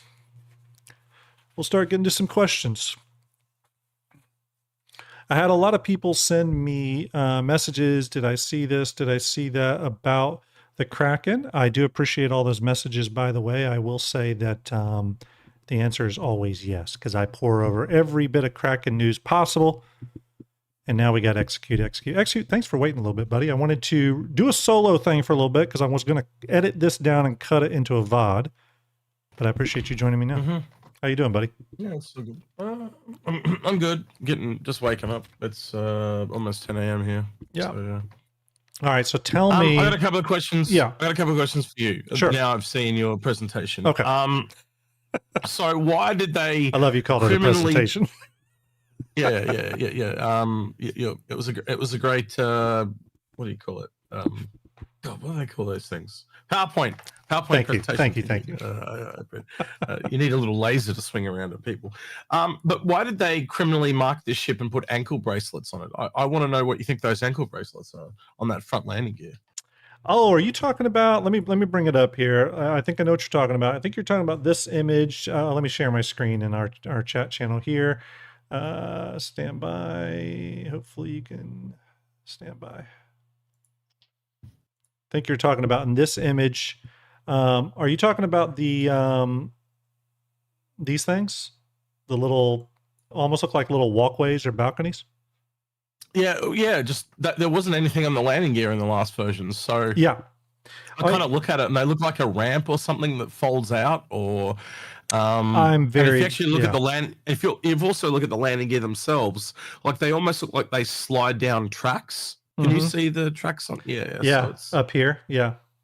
And you can tell this is some pretty roughed up geometry. You can see how we have a lot of intersects and stuff up here. I do think the Kraken's here's my theory on that, and I actually think you bring up a really good question. Stuicus, thank you for that $25 donation, buddy. Appreciate you. Here's my theory on that. I actually think these front landing gears, first off, the front landing gears have always been kind of different than all the other landing gears on the Kraken. The rest of the landing gears on the Krakens are just like massively upscaled ironclad or Caterpillar landing gears, okay? But the fronts have always been interesting because they contain like a large chunk of the hull that folds out with it. And it's funny you mentioned that maybe they fold out to some ramp or something. I have wondered if when these landing gears out, if there's going to be some sort of mechanism that unfolds that allows us to board from the landing gear as well. Yeah, now I see the rails. I didn't see the rails previously, but that makes a lot of sense because if you kind of like, this is my visual of how they fold up, but essentially they go up the tracks, and then the bottom of the gear basically folds back up against the body. Yeah. That's kind of how I see it happening. But at that angle, can there be some kind of tunnel up the legs?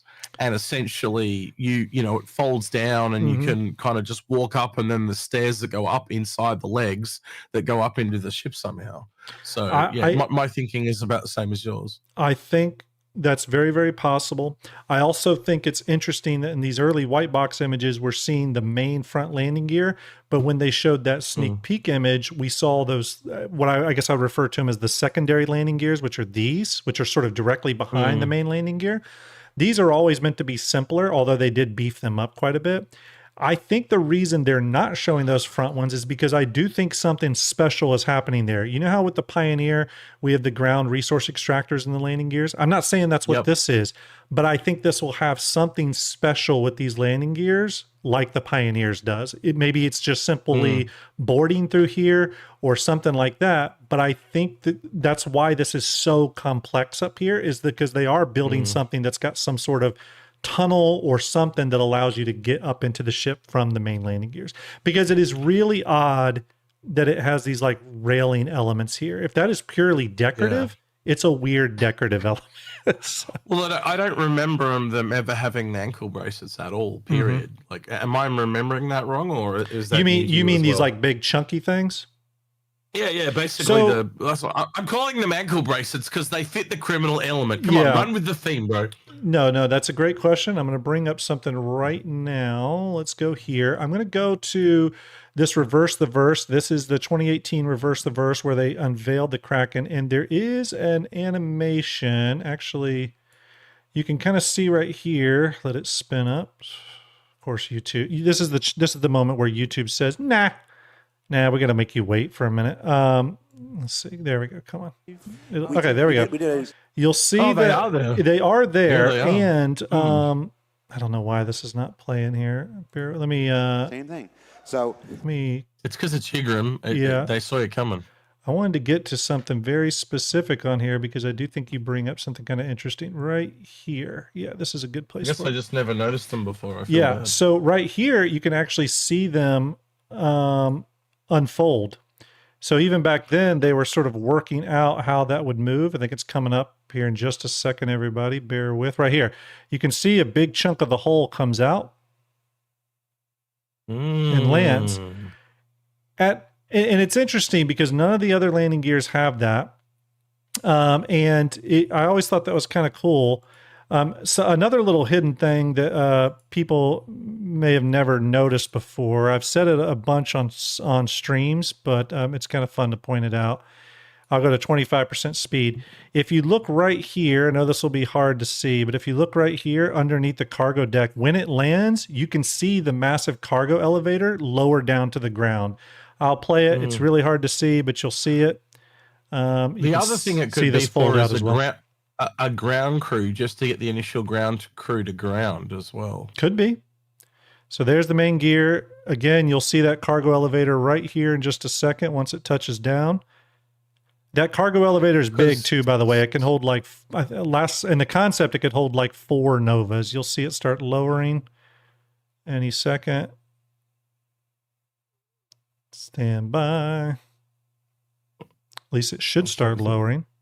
Got it on that 0.25 speed. But yeah, it was, there it is. There you can see the big cargo bay. You can see a little bit of it moving down there. So it's a big elevator under there that moves. So yeah, it was always there.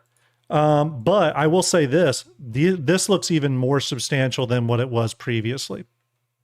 So the thing is, there's no hole that it comes out of there anymore. Not yet, And yeah. In the original one where it came out of the hole, you could almost see it like a tunnel that just people walk in from either side. Yeah. Doors close, the landing gear goes down, and then they somehow get down under the ground. So Yeah. it's almost like a elevator that's also a landing gear. But the way it is there now, I don't know. I don't know. Yeah, well, unless they do a door at the back or something. But yeah. And everyone, I'll post that reverse the verse for those of you who haven't ever seen it. It's the Kraken reveal video. But what I will say is, if this is a landing gear that has something special to it like that, like you can board from there or something, I will say that it will eventually be the most complex landing gear they've ever created. I'm not expecting that, but remember, the Kraken is going to be an interesting ship in that to board this thing from the ground level is going to be a pretty substantial thing if you have to bring down the full cargo elevator. We do know that there's an airlock thing sort of up here. Where is it? Yeah, right here. You can hard to see it. See this little circular thing? That is an airlock. I can confirm that to you all. Whether that's going to persist, maybe it just becomes a giant elevator or something. I don't know. They don't have vertical airlocks anymore. They That's right. That's true. They're all horizontal now. So I would say converting it to an elevator wouldn't be a terrible idea. Yeah. Any more questions before we go to audience questions? I wanted to bring something to your attention. That I found this morning. I'll send you a link. Okay. That I think would be worth you and me discussing. Okay. It's not on the Kraken. Okay. But if you don't want to talk, I've sent you the link. If you want to talk about it, we can talk about it. If you don't, we don't have to. Yeah, we could talk about that. You might find it. Let's if you find it of interest. Let's do a few Kraken questions, and then we'll circle back to that, because I got a few other ship things that have popped up too that are not Kraken related. I just thought you'd find that of interest because you and I went over that quite. I did, and we're going to get to that because it actually is really interesting, and everyone, it's talking about the Hermes. Okay, we got a ton of Kraken questions here. Questions. Okay, let's get to it. Artemis TGM says, Grim, hope you're well. What can fit on the Kraken pad, like even a Galaxy? Also, Vivian says hi. Oh, nice. Tell her hey. I will say that it's tricky because it's going to be dependent on the landing gear layout of the ship you're referring to. So it's not necessarily the ship size, it's how far apart the landing gears are. I can pretty much confirm that the Galaxy can land on the main deck of the Kraken, though. You might have to do it at a little bit of a weird angle, but it should be able to land on it because its gears are kind of truncated in. I think the other part of that would be you can probably go up and repair stuff on the pads, but the ones that go down to the hangars are going to be like, they're really essentially two medium pads, or what you'd call S3. Yeah. So you kind of got like, I think they're 4 S2s or S1s along the side. I have to go double check. And then the 2 S2s on top. But like, they've got to be able to go down into the hangar to get proper repairs, don't they? And you're not going to fit a Galaxy down into the hangar, let's be honest. But you might be able to jerry can or hand tool repair something on the deck, but it's going to be a spot, what do you call it? A spot gap fix type of thing. Yeah, exactly. I just lost my place. Where is it? Stand by. I just messed something up, everyone. Bear with me.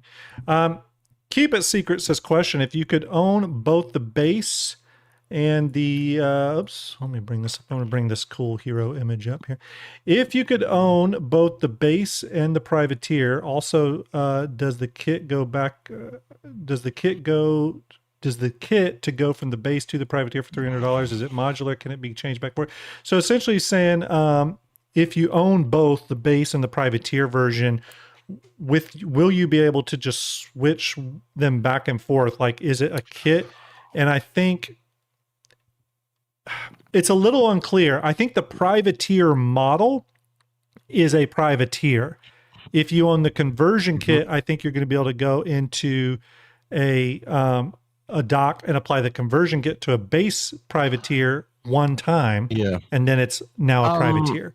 I don't think you could just constantly go back and forth unless I'm wrong. I think eventually you'll be able to go to shipyards and you'll swap them back and forth, but it does take time and there is a cost. Yeah. That was what was planned. I actually think the people to ask, and I might be able to ask Algrid, but you know the people that got like the different kits for the Idrises? Like how did that pan out for them? Did they have to actually apply the kits to different Idrises, or were they just given the pieces and stuff like that? So that might be, might be the people to ask, because that would send a precedence. So leave that one with me. I'll see if I can get an answer for you for our stream this week, and I'll let Grim know as well once I've talked to Algrid. Very cool. And I will be seeing him later on this evening. So yeah, I mean, the we do know that, I guess, and again, take this with a grain of salt, although I think they confirmed it, that John Crew did say that the Kraken at the Chinese Bar Citizen is not a modular ship. He did confirm that.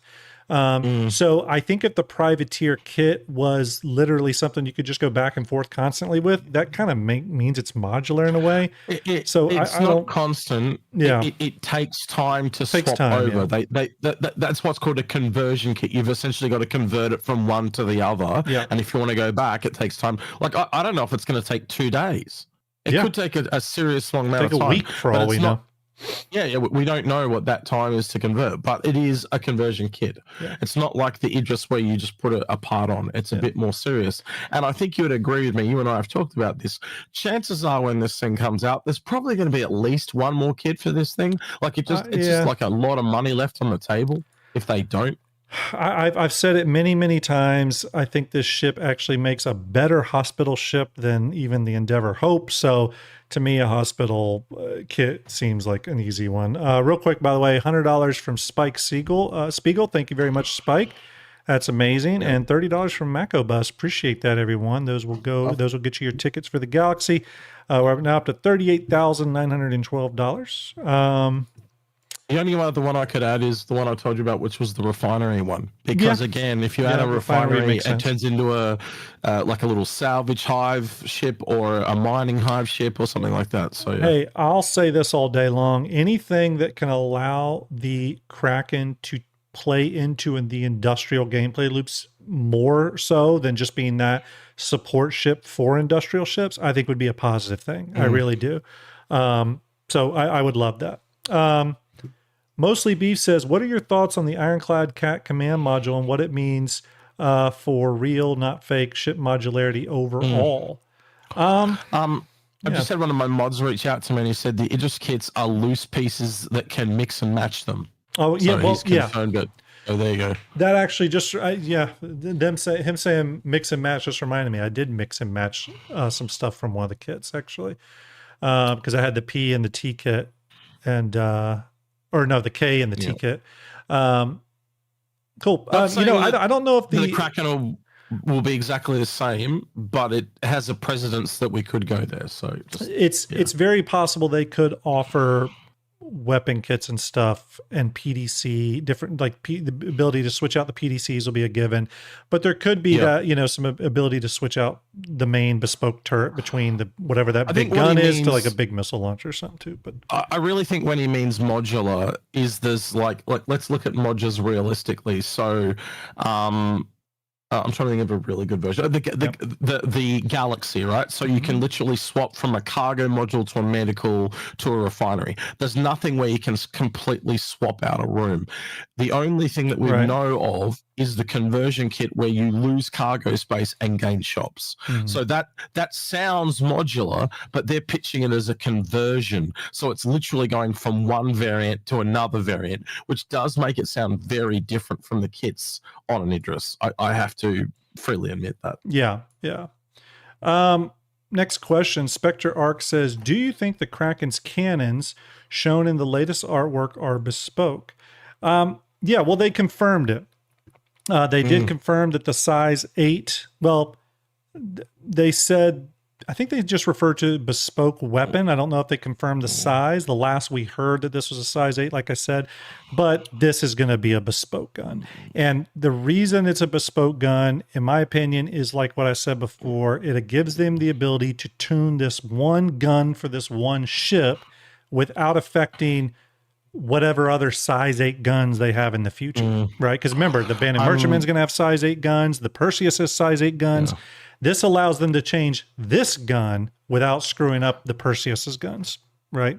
Personally, I'm not a fan. Like, every bespoke gun I've ever seen has been shit. It generally means that they go, right, well, it was a size 8. We're going to make it a bespoke size 9. So they make it sound like you're getting something better, but then they'll just nerf the shit out of fire rate or something like that. Do you think it's a little marketing kind of wordation? I'm not a fan. I'd rather it be a size down and customizable than up and bespoke. But that's just me personally. I've not liked how they've turned out. Yeah. And I'll give you examples of the Meteor. To the point that the Meteor sold horrendously, that they're now making other weapons to go on it because people are not buying it. Caractus Potts, thank you very much for that $100 donation towards the Master of Industry pack. Appreciate you. We're now at 39,000 raised so far, everyone. We are $1,000 away from 40,000 raised. And listen, we're only 500 away from an $80,000 lifetime achievement for StarJump. So thank you very much, everybody.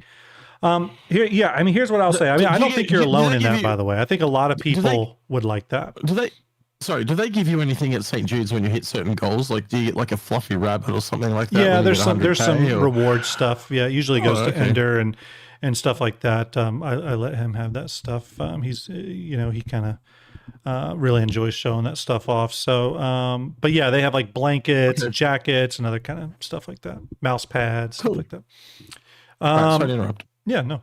I will say this, and I would imagine you agree with this, and this could probably be said for other bespoke weapons too. They do a great job designing the bespoke weapons. I mean, they look really cool. They sell that fantasy, but you're right. You lose some of that that feeling of control and customability over it. I would say that if in lieu of that, let's say if they're going, okay, this is the bespoke size 8 front turret, hero turret for the Kraken, I would love them to do a weapon kit or something where this turret could be switched out with like a big manned missile launcher turret, just to give you a little bit of flexibility in how you approach combat with this shit.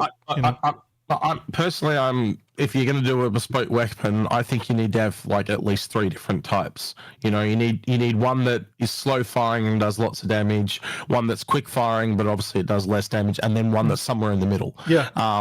But we haven't really seen that. Like, the only thing that we got ever like that was the Kruger Wolf and Alf-Wolf, and it took to the Alf-Wolf came along to get a second set of guns. Yeah. And the second set were better than the first, right? Yeah. But it just, like, in a game where you it's like your space, your way type of thing. Yeah. It doesn't really follow that mantra. This is probably going to sound crazy to a lot of people. I didn't pick up a Wolf for that exact reason. Yeah. I didn't like how the guns were. I liked the ship. I like how it flew. I like how it looked. But I hated being pigeonholed into, well, at the start it was one choice and then 2. And it just left a bad taste in my mouth. And I was like, no, stuff this. I'm not going to be told what to do. So yeah. No, I get it. And I think there's people that would agree with you on that. Let's see. Ruger Balloon says, question, when do you think the Carrack will be revisited? It's going to be a little while, I think, for the Carrack to get any real love.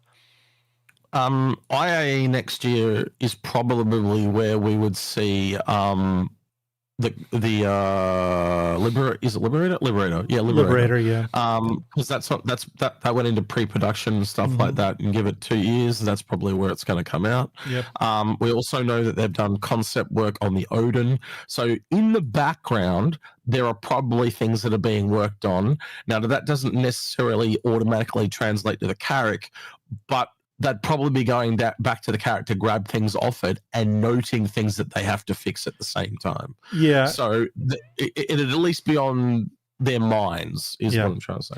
And there could be bigger change. We know not changes. We know functionality will be coming to the Carrack for sure, but you also may see things in the form of like texture updates and just some other stuff come with a lot of the new stuff being created. By the way, $140 from Unholy Soul, or Unholy Soul. I can't talk. Thank you very much for that donation. That is amazing. Appreciate that very much.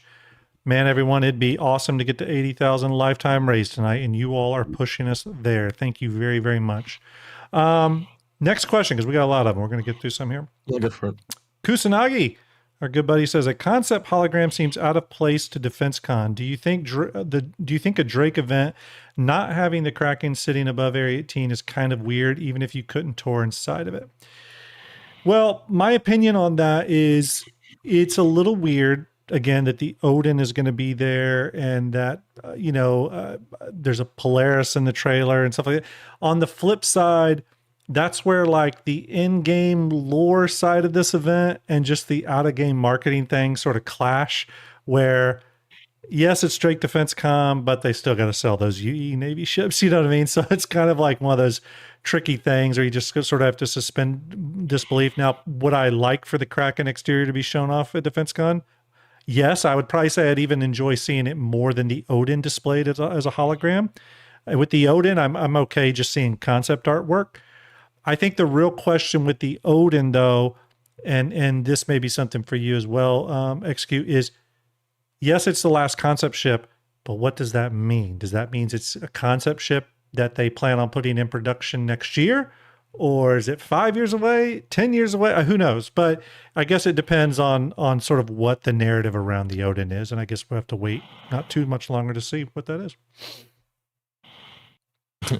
Sorry, I'm reading a post on Reddit. And then literally this guy's posting going, yeah, I saw the Infrunters episode on that, not knowing it's me that he's talking to, but anyway. Right. Yeah, look at... Essentially, do you think it's weird the Kraken isn't on display exterior-wise at this DefenseCon? It's kind of always on display. That's where me and you go. We always go to Cousin Crow's. It's always in there. So, I'm going to be honest. I know you're doubtful of things, but you kind of said it yourself a little bit. They are the things they've been working on over the last couple of months. Yeah. And to get that organized in there, do you think that there's probably another month of work that could have been done on this thing? I think it is potential we could see this still at DefenseCon as a hologram. Yeah, I think it's potential. Yeah. But I would also agree, having it seen it in this magazine, that might also carry weight to why we don't. They put it in here because it wasn't going to make it. There's really it wasn't quite ready to go. There's really like evidence that goes both ways on it. Like I'll give you another piece of that evidence. Right here, we're looking at sort of that last white box that's shown in the jump point is really sort of the most updated thing they showed. But we know that's not the most updated because this is all white, untextured. But again, CIG has shown us the sneak peeks, which were textured. They actually have even decals on them. So we know they're further along than what these white boxes are. That's a fact. We know that.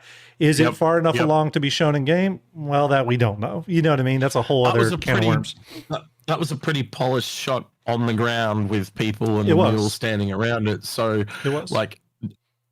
I would like to hope that they would replicate. Do you remember when it didn't have a lot of decals, but it's pretty detailed? Yeah. Yeah. Do you remember when it first appeared outside the window at Lawville? Sure do. Got it right here. Image of it right here. So you could do something akin to that again, where it's on a landing pad somewhere, or look, if they can do a hologram of the Odin, why the hell can't they do an older model hologram of the Kraken at the very least? So yeah, I agree. I think I'd have to assume there's going to be at least something there or some description, but I'm not going to sit here and fight about it.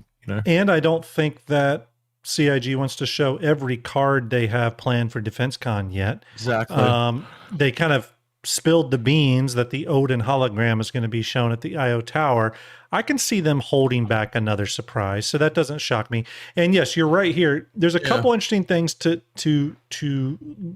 consider when you see this image here, everyone. And I say that image and this image here, which we know are the white box model. I showed you the little parts and pieces of the geometry that line up with the white box from the jump point. But there are some palm decal stuff going on here. There's some of that parallax texture work. There's some decals on here. I don't think all the decals. There's some texture work, some color separation going on. There's even material changes. We have elements of like chrome and elements of matte finish. Again, I'm not saying it's final art, but it's very clear the exterior of the Kraken is further than what the jump point showed. You can see that here where, again, I'm sure there'll be a lot more decal work here. But if you remember, when they showed off the Polaris at Invictus and it was exterior only. So again, it's not out of, this is something they've done before. If you remember, it didn't have its actual final textures on it. It had some of them, but not all of them. That's why when the Polaris went flight ready, one of the first things I said was, oh, wow, they added a secondary color panel here that, allowed you to have like more than one color on the Polaris, which wasn't there at Invictus. So again, very possible we could still see it at DefenseCon. I haven't lost all hope. It also depends when they want to start hyping it up. Do they hype it up a year in advance? Do they wait till AIE and hype it up knowing that it's only 6 months away? Like, you can see what they want to do. Yeah. It's up to them, really. And just so everyone knows, there was an audio file from the DefenseCon stuff along with a bunch of other audio files. And one of them specifically says, and read into this how you will, I read into it as it's going flight ready next year at DefenseCon. But the audio file specifically says Drake will unleash the Kraken at the 2957 DefenseCon, which 2957 is the end game year for 2027. So I'm thinking this goes flight ready at DefenseCon. I think you're on the same page, right? Yeah, we have been for a while. Yeah, and that's true. We've actually been saying it for a while, just based off where they're tracking with it. And here's the thing, everyone. That timeline is pretty impressive for a ship of this scale and complexity. But that's, in my opinion, kind of a quick turnaround. Again, if you're looking at the grey boxes of this ship and then you're looking at the grey boxes of the interior, you start to wonder where the interior is at. Yeah. In certain places. Like, it's obviously probably not, whatever. And if you saw just the gravity room, the gravity generator room, and those bridge seats, there's a level of, and I know people make fun of this word, but there's a level of fidelity they're obviously targeting for the Kraken interior that's impressive. Now, obviously, they're going to lean heavily into the ironclad kit, especially for kit things. And just so everyone knows, the Drake kit, when you kind of look through those, it's not major hero rooms. It's stuff like floor panel, wall panel, ceiling panel, light panel, ladder. It's generic stuff. As someone at CIG put it very eloquently and was exactly as I would, it's a fucking flying bucket. Yeah. It's a lot more utilitarian. I am liking what I saw though in the of the interior. It reminded me a lot of the Nebuchadnezzar. Do you remember that from the movie The Matrix? Yes. That's the feeling I'm getting. Not necessarily the big exterior floating electronic panels, but inside, just the way the cables are running in different places, and things coming down from the roof, and as you kind of pointed out, like that older nautical feel, and these really old chunky consoles that almost look like they've been rebuilt from ships from a couple of 100 years back. And even the cigar, like you mentioned, like the cigars are real. That's like a 1980s vibe. Totally. You see Arnold Schwarzenegger with the big cigar. You know what I mean? Yeah. Totally. And it almost looks like they've got typewriters around the outside. They're not, they've got a computer keyboard, but look at the dials and buttons. They're all like really old school dials. They're not. Yeah. It looks like looks like you're watching the nuclear control guys from the movie War Games, where they're sitting in there and there's just 1,000 switches and knobs in between them. And another thing I think that is kind of cool about these consoles, and it's on both of them, both the pilot one here, right here in the center, and then you can see it a little bit right over his head. Front and center, they're presenting you with the Kraken logo. They want you to know that when you're sitting in this thing, that you are in this ship. You know what I mean? Not to say the obvious, but if the rest of the interior is trying to capture this vibe, they're really aiming for something here. And obviously they want this ship to be a special one, much like they'll do with the Merchantman and other big ships like this.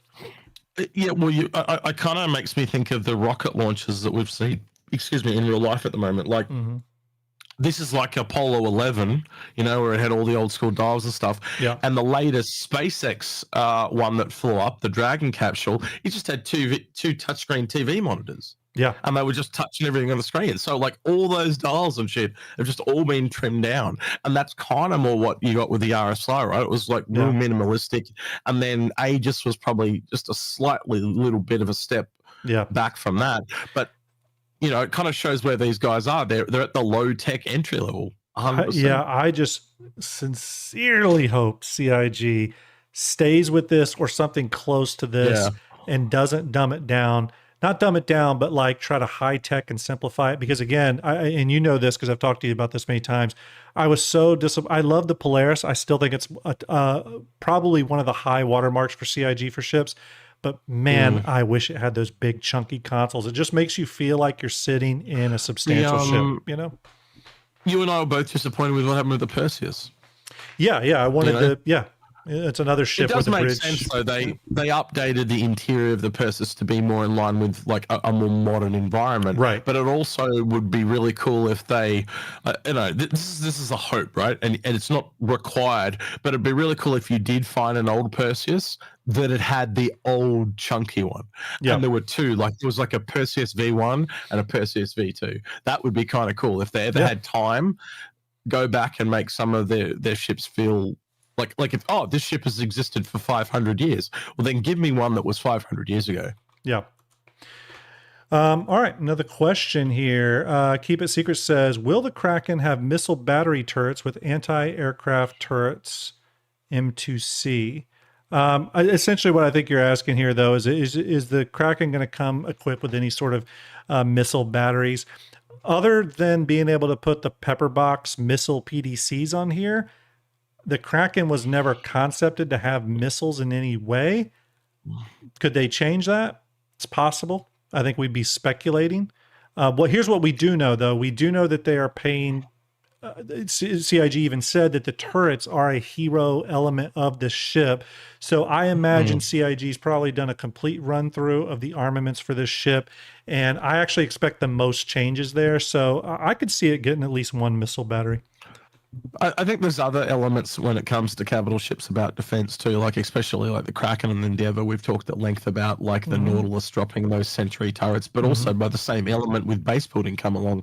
Can't you have that little fabricator pod and you take it down to the surface and it constructs 3 or 4 turrets on the ground for defense purposes like that as well. So it's no longer the ship needs to have everything. You're going to have the tools if you want it to defend yourself the way you want to. Yeah. My name is Sam says, question, do you think the Kraken has lost its side turrets? If not, or so, why? No, it hasn't lost its side turrets. They are still there. They've just moved their position. Again, previously they were on those little pedestals. They have now moved to where they're on a little side. You can see it here. There's these little arms that CIG put. The turrets are now on there and they're remote. They're not, they used to be man turrets, top and bottom. Now it's a remote top turret and the bottom ones are right here and they look remote as well. Like they're going to be remote. So I think they've been replaced. Can you just go back to that screenshot for me? Because I was trying to put it out to you when I was in chat. No, the top right one. Okay, top right one. Yep, this one. There's a second PDC in that image. So see the turret. Just behind the turret, there's you can see, there. That's it there. Little PDC there, Yeah. Yep, so there are multiple PDCs on this thing. Which I'm glad to see. I was honestly a little concerned that because it wasn't a military ship, it wasn't going to receive them, but I am glad CIG's doing that from a purely gameplay perspective. I think the advantage of PDCs just brings the crew count down on some of the capitals. Yeah, I agree. As well as make them a bit harder to peel the onion, so to speak, because that's what they've talked about. They want them to be these multiple layers you've got to break off. And at the moment, some of the crew counts on these ships are a bit drastically high. Yeah. Red Marine 1983 says, question, do you know if the Kraken can fit in the XL hangar? It can, and I can show you where that is kind of starting from. I'm going to zoom out here and let me highlight all this. Let me unlock this. Stand by. So I'm going to add something. I'm going to add landing and then uncheck official only. And we'll put the capital landing pad and then we will make that top down. So this is the size of the capital landing pad. I'm going to put that right here. The Kraken Do you at mean 200. the extra? Go ahead. Do you mean the extra large hangar? Is that what you're talking about? He said sorry. He said extra large hangar, which is capital. Yeah. That's the capital hangar. It is correct. I'm just making sure he says it properly. That's Right, true. yeah, That's true. yeah. So the Kraken at 270 meters just barely fit on this hangar pad. In previous streams, I even said when people were like, "Oh, the Kraken's definitely going to grow," I was like, "I don't think it is." One, they've got plenty of space to work with. Two, it would require them to go back and change all the capital pads, which they just got done doing like a year and a half ago. The fact that it's now shrunk to 260 meters, personally, I think had a big part to do with it fitting in the capital hangars. Because yes, it fits at 270, but damn, it's scraping paint. Yeah. Well, it's interesting. It did grow. It just didn't grow in the direction you thought it was going to grow. Right. It's become the fatten. It's gone sideways. She's got a big butt now. Yeah, I mean, this image here shows that. I mean, it's substantially thicker. Also, you're actually going to get more from going sideways than long ways anyway, if you do the math. Yeah. You're going to get a lot more area. Yeah. And again, that just gives them more room to add all the other rooms we've talked about in the past. Obviously, John Cruz talked about the medical room, but I think you can expect armories. I think you can expect a brig. I think you can expect other things like that. Well, he actually, in that Cyan Q&A, I think he said they mentioned 2 medical beds, but they didn't mention what size they were. I think you could expect at least a T2, though, to be honest with you. Yeah, I would think the same. Yeah. Okay. Let's see here. Next question. Again, everyone trying to truck through. Man, we got this might be the most questions I've ever received on a show. Like it's a lot. Well, you got a lot of people watching. That's true. We can rapid fire them if you want. If you want to go through, let's rapid fire some here. It says Simon Wolf says, "Do you think the Kraken will benefit from a specialist deck personnel as with 21st century Navy crew?" So, do we think the Kraken will benefit from like specialist personnel on it, like directing ships to and from? I think any ship. I think ship repair.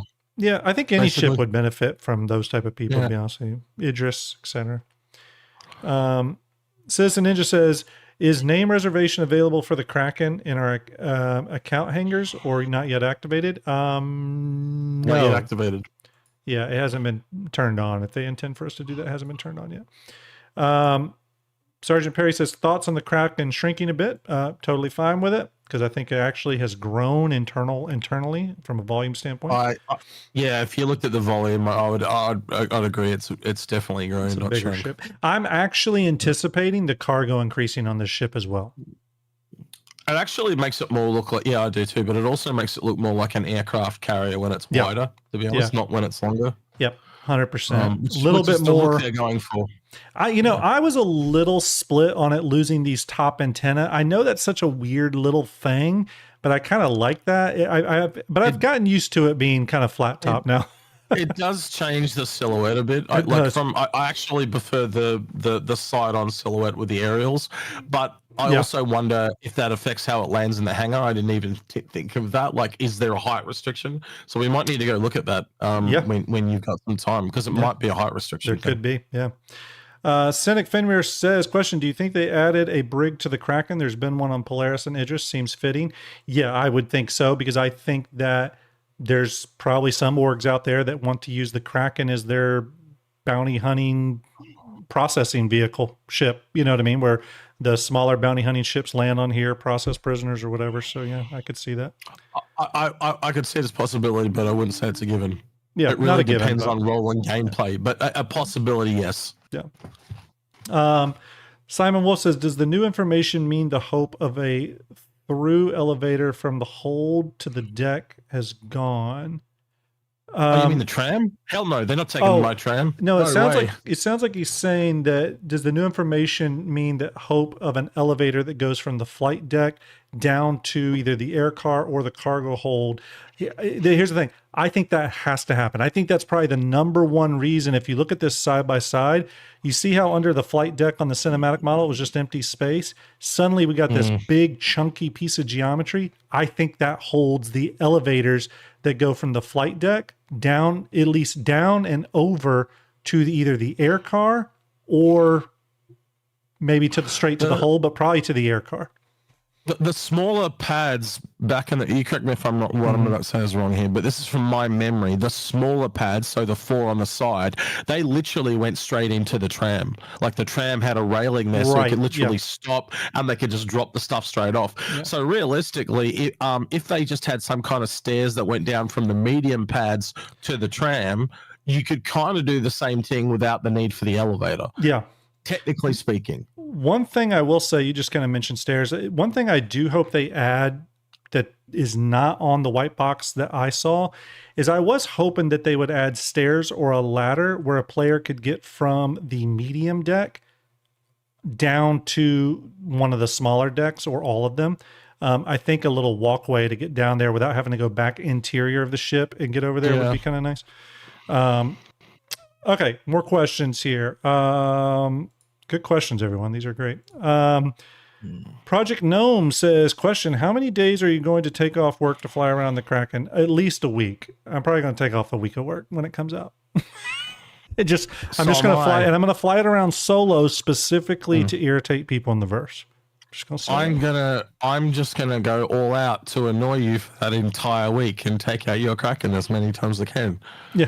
Operation. I need to come up with a name. Operation Reaper or something like that. There you go. $25 donation from 0076 Gaming. Thank you very much. Appreciate that, everyone. We are, man, if we can hit 80,000 lifetime raised, you all are absolutely legendary. I really appreciate it. Incredible. Keep It Secret says we have 702 total watching across both platforms. That's amazing. Thank you, Keep It. Thank you, everyone, for hanging out tonight. We got 315 on Twitch and 389 on YouTube. I think people like the Kraken. All right, Keep It Secret says, Grim, I purchased a Drake Corsair ticket, went through on PayPal, but it's not showing up for you. Sometimes PayPal takes a little bit. It'll approve it on the PayPal side, but it takes a minute to show up on Tiltify. I wouldn't be concerned. I can check that after the stream, though. Reaper 2057 says, question, how many Nova tanks, Ballista, Centurions fit on the top for an assault carrier?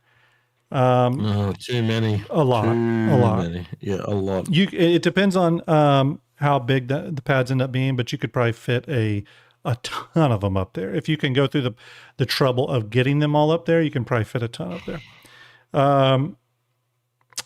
Let's see here. We answered that one. Hudson Hawk says, Mr. Graham, how do you think how do you think will all Pioneers get LTI or only those sold after release and priced above $1,000? Execute, I'll let you handle that one. Sorry, I was saying. Because this one might be a better question for you. Hudson Hawk says, will all Pioneers get LTI or just those sold after it goes flight ready and it price increases to over $1,000? Well, my hope is, so we have a precedence in the master set of the Endeavor.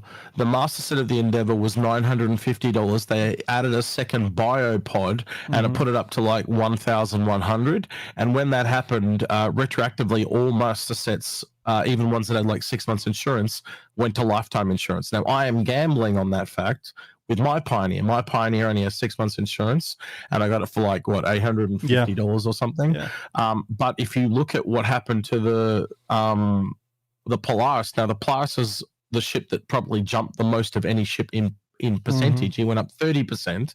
And we had one other outlier, which was the Apollo, that only went up 5%. But usually they go somewhere between 10 to 20%. And currently that ship, the Pioneer, correct me if I'm wrong, is 925. So basically, even at 10%, it's going to go up a minimum of $92.50. So that puts it over $1,000, which means it's going to get LTI. If they follow their precedent. I also think that's why it's never been removed from limited status, because they always knew it was going to go over $1,000, and they were worried about the money laundering laws. So that's just kind of where I'm at. And I took the gamble, and worst case scenario, I just melted. So, yeah. Forrester69 says, question, when do you think we're going to get tractor beams that move freely on the rails with the Ironclad? Yes. My name is Sam said, do you think there will be a hatch or door leading up and out to the railing on the very front of the new white box model? You're referring to the essentially to the railing that was on the one white box image, but the funny thing is on this front image, that railing is no longer there. So I think they knew that you probably wouldn't be able to get to it. So we don't know if that railing is actually going to be there. So I'd withhold judgment. It may not actually be there. Next, Garflog says, do you think the smaller guns on the turret should be or will be independent as far as rotation? They need to be, as the turret of that size rotates too slow. So essentially thinks he's asking if the smaller guns that are on the big turrets here, do you think those will rotate independently? No, I think they stay with the point of the main gun. Yeah. I would be really, Very like, much if you're like the worried Perseus. about the turrets, I would say go look at the Perseus. And the Perseus turrets are pretty good. They're pretty reasonable considering how big they are. Rotate You've got to pretty have a quickly, too. little bit.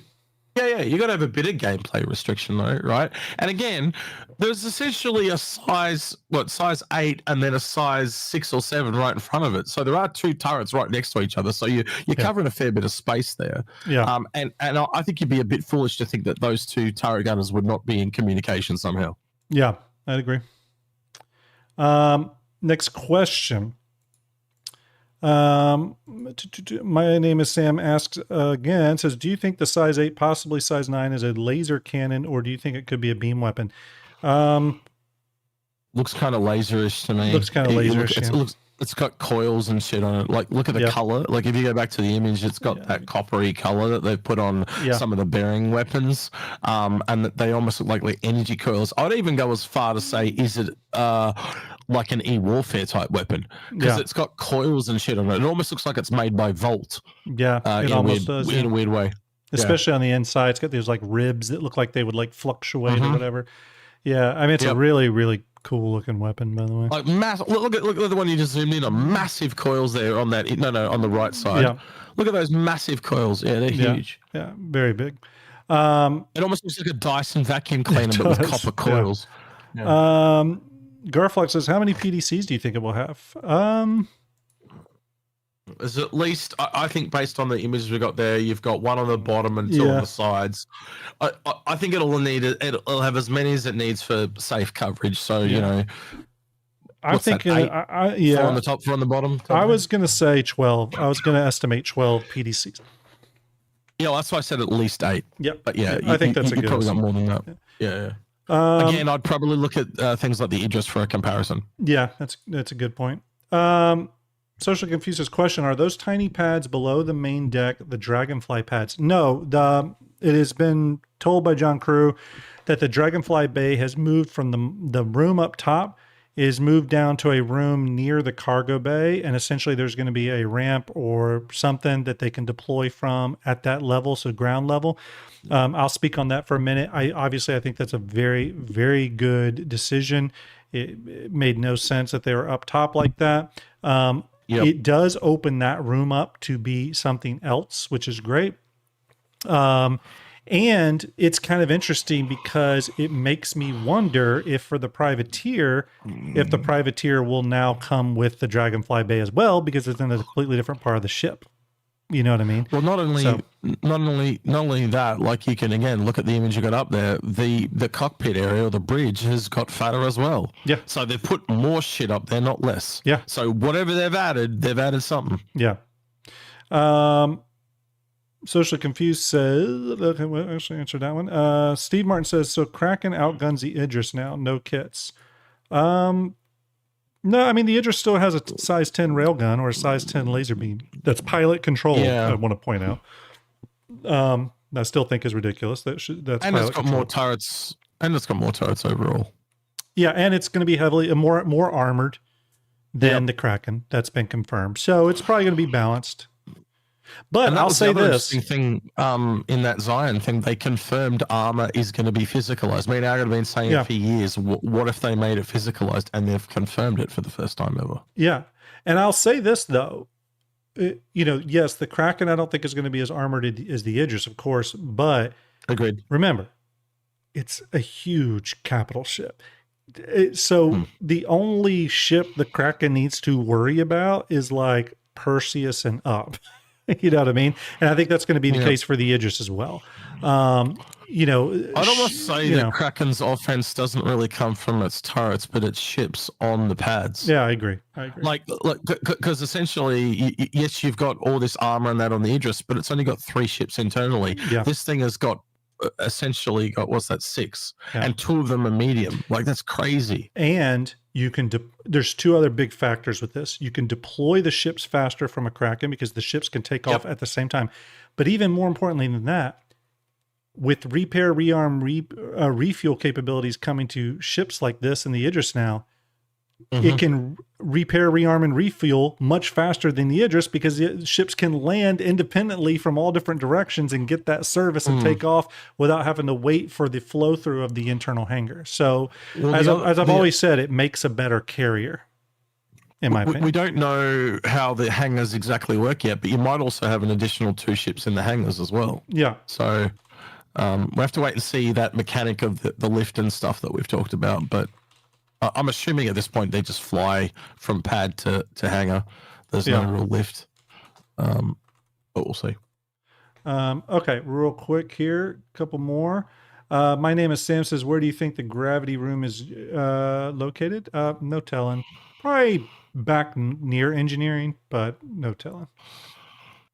I want it to be I don't want it to be a sphere. I want it to be like a giant donut or something. Oh, what if or it's one like of a big those cube? you know those when you used to go to the fair and they had those like single person graviton things and they were like 3 concentric rings and they'd spin in different one of those, just like all wobbly and shit, like totally Drake. Yeah. 1 second. Next question here. Callus the Wolf says, I know that it's supposed to be a support capital ship, but do you think this could go against an Idris K? Sure. Yeah, I absolutely think it could go against an Idris K if it's properly manned, properly crewed, you know, if it's got a fighter or 2 on top of it, it absolutely could be a serious. Here's the thing, forget fighters. This thing could carry quite a few eclipses on it or a retaliator on it, and then it does start to become a pretty serious problem for an Idris K. Again, properly crewed and all that. Vice versa, properly crewed Idris K could probably give this thing some trouble. So I think a lot of what this ship is going to be doing with bigger ships like the Retaliators and stuff like that is docking. Like, it's clearly got some really cool docks on the left and right, but really it's going to be a resupply for a lot of those ships. It doesn't necessarily, like a lot of people want to be able to land those bigger ships somewhere, but you don't really need to. They can fly on their own. In fact, they'll probably fly faster than this will in most cases. The only, again, with the whole carrier thing, my mind has moved away in general just from these ships getting ships from A to B. To me, these ships are all about repairing and refueling and rearming them. You know what I mean? Literally support. Yeah. It's a support like carrier.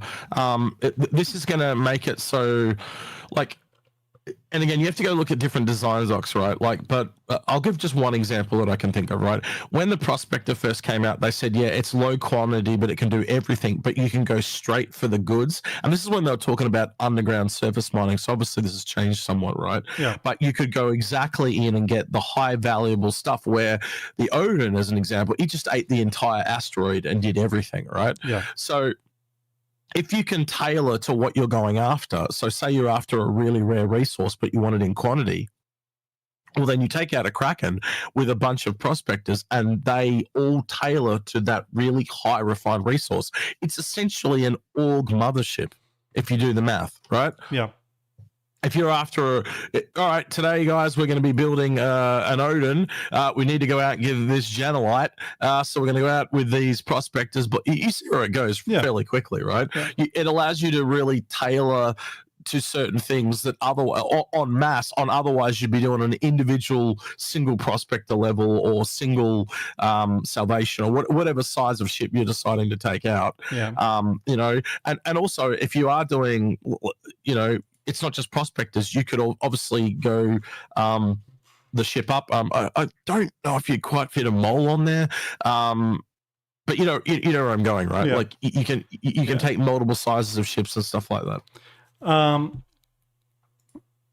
Citizen Ninja says, question, does the Kraken have a bar in the mess hall? I know it's a little bit of a joke question, but I will say that I do think just based off what we're seeing with Drake in general, how CIG treats Drake, and those bridge seats, I do think CIG is going to add a little bit of like unique personality to this ship. I really do. So you never know. You could see a little bar inside. Something like a little Grim Hex or G-Lock bar, something akin to that would be kind of nice to have. Yeah. That little dive bar, yeah. Kalis the Wolf says, do you think there'll be a turret inside the cargo hold like the Ironclad? That's kind of what I'm talking about. I think Drake has got a little bit of that attitude where there would be turrets inside the ship like that. So I could see that inside the Kraken as well. It's just the maturing of the ship pipeline. Like you're seeing it across the board. Like me and Grim have been doing this for so long.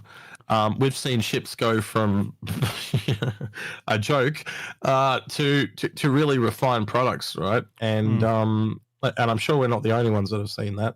But every ship that comes out, let's just take Drake as an example. This Ironclad that we're about to see and the Pitbull are probably going to be two of the best Drake ships we've ever seen. And then if we go back to, you know, like the Cutter and the Vulture before that, every step you take back, you're going back one in quality. But by the same token, we also see them get passes from here and there, and they all get little improvements. But at some point, they'll go back and everyone will get their time in the sun. We've just seen the Hammerhead. If you go back and use the old hammer to the new Hammerhead, it's massive. Huge changes. Huge changes, yeah. And real quick, everyone, I am trying to stick to pertinent questions here. There are some duplicates, so if I skip your questions, probably because there's a duplicate.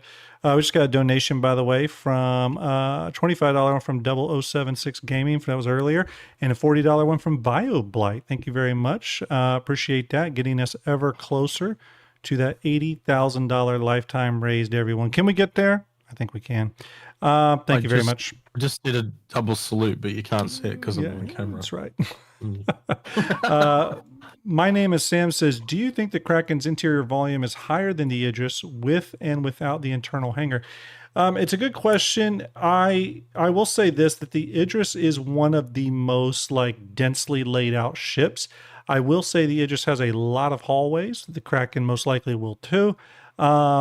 Here's what I'll say. I am interested to see how the two compare, and it goes back to something that has been talked a lot about. I know Info Runners, you've talked about it before, I've talked about it, but like when you look at ships like the Javelin and the Idris, you're talking about two ships that were, yes, they were for the PU and they were intended for the PU it's to some degree, but they were Squadron 42 hero ships. They're meant for the Squadron 42 story to play out within there. The Kraken is going to be very different because while it may appear in a chapter 2 or whatever, it's going to be coming to the PU first. It's obviously going to be very probably PU focused, and it'll be interesting to see how CIG approaches not only internal layout and volumes of space, but usable rooms. For example, there's areas of the Idris that like there's some exercise areas, right? In one of them, I remember in one part of the ship, that's really cool from a like an RP standpoint, but like, are they super usable? I don't know. Now on the flip side of that, there's the firing range, which is really cool. I would love if the Kraken got something like that. We'll just have to see. This is a really good example of what I just talked about the older a ship is, it's not as well. But they had to make ships like this to learn how to make ships like the Kraken and stuff like that. And I'll give you a really simple example, right? You can see here from the image that Grim's got up, there are corridors on the top and the bottom of this map, essentially, right? But you look at the Krakens, well, the Kraken has learned from that. The corridor goes straight through the middle, and then the rooms are either side. Yeah. So you actually have less corridors in a Kraken, and the space is better utilized.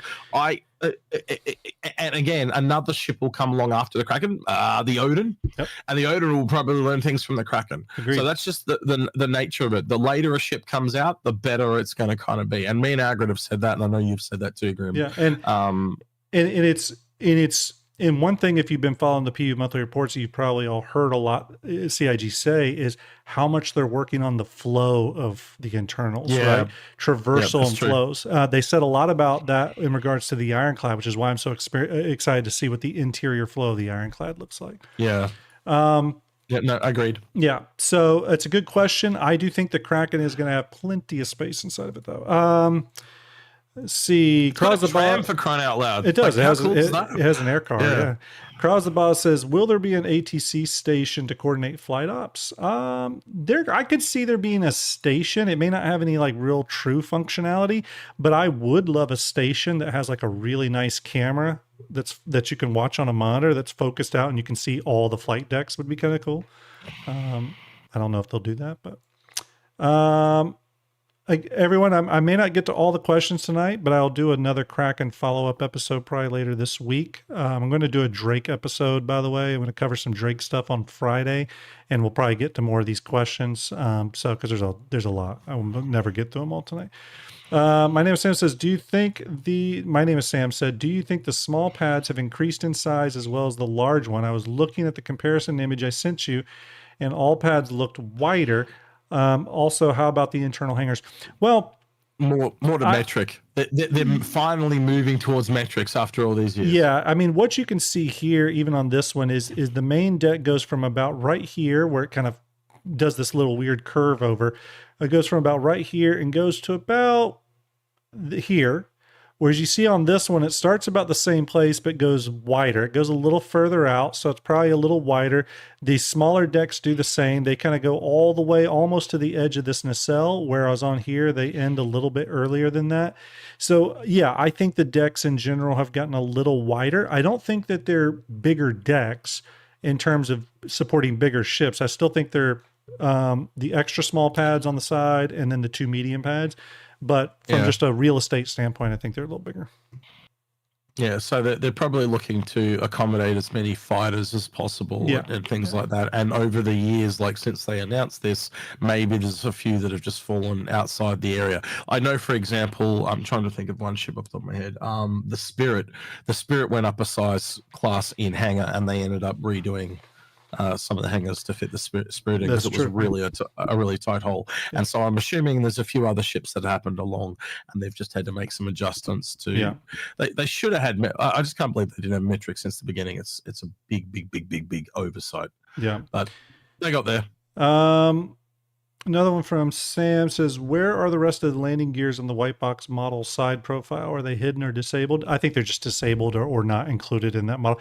A lot of times, different things come in missing in some of the models. Just depends on what they have like turned on or turned off. So I'm probably a little bit different in Grim saying that they might still be on the outside. I think just because a lot of the landing gear in the ships have a really high amount of geometry, and they've already got the two at the front that are showing off. I think they would try to hide them with doors that close, personally, because that is like, again, if you can bring that photo back up, that is a lot of geometry there, and if they can turn that off, that is massive memory saving shit. I mean, it could the colored one with the people standing sneak around peek. I don't. That one. See if I have it ready. Stand by. Because again, you look at that detailing. If you can essentially turn all those off, that's just shit you don't have to draw. And it's got a lot. It's got 4 here, and I think there's another 4 in the back, and then all that duplicated on the other side. So it's actually like 16 landing gears. There's very few ships that don't try to hide their landing gear. It is a staple of Drake. A few Drake ships do it. The only other one I can think of off the top of my head is the Hammerhead. Yeah, with that front landing gear, but they still tried to hide the back landing gear that despawn indoors. Yeah, because every little thing that they can cull, that's just better performance for your PC. Yeah. 1 second. All right, next question. Macrobuster seems to be railings on the Kraken's landing gear. How on earth could be useful? Okay, we kind of talked about that one. Crawls the Boss says, how much do you think the Kraken will go up in price for this year's defense? Actually, that's a good question. I'll ask you this. Do you think it's going up in price at this DefenseCon? No. On release, though, it will be different. Okay. So you think it'll stay at the current price when it goes on sale this DefenseCon? Yeah, which is what, 1,600 at the moment? Yeah. Yeah, 1,600 war bond, 1,450 credit, maybe, I think. Or no, sorry. 1,600 credit, 1,450 war bond. Am I right on that, chat? Or am I completely something wrong? Like that? Something like that, yeah. So 20% of 1,600 is $320. So you'd be looking at around 1,900, 1,950. Yeah. When it releases at 20%. I'd agree with that. Will it go up in price this year, though? I don't know. No. I personally think they'll just keep it as is, like Execute's saying, and just when next year it'll hit that flight ready price. Yeah. They only go up in price if there's some kind of drastic change. So the last one that we saw that was like that was the Pioneer when they announced the full rework. There's no full rework shown here. It's just normal production state, and it's not massive changes. The Pioneer was a complete increase of 20% and a complete rework of the ship. Yeah. And the only other ship that I can think of off the top of my head was also the Banner Merchantman that did that a couple of times. Yeah. I will say, just to lay this out there, everyone, the Kraken does have much more of an exterior change than I was anticipating, but I do like where they're taking it. Agreed. I own one for the record too, just so people know. Yeah, Execute owns one as well. My name is Sam says, do you think we have gained SCU from the geometry changes? I do. I think we have gained some cargo capability in the ship. Let's see here. I don't know what I'd call it, but it looks like she swallowed a couple of caterpillars, put it that way. She does, yeah. See here, next question from Sam. He asks a bunch of questions. I think he likes the Kraken. Says, what is on the top starboard side of the bridge? It looks like some kind of tower. So you're referring to this thing here. It's actually always been there, and it was sort of just like a greeble thing for a long time, but it's big enough to support a couple of rooms. So I actually see some rooms or something being in there. If Austin Powers was here, he'd be going, Molly.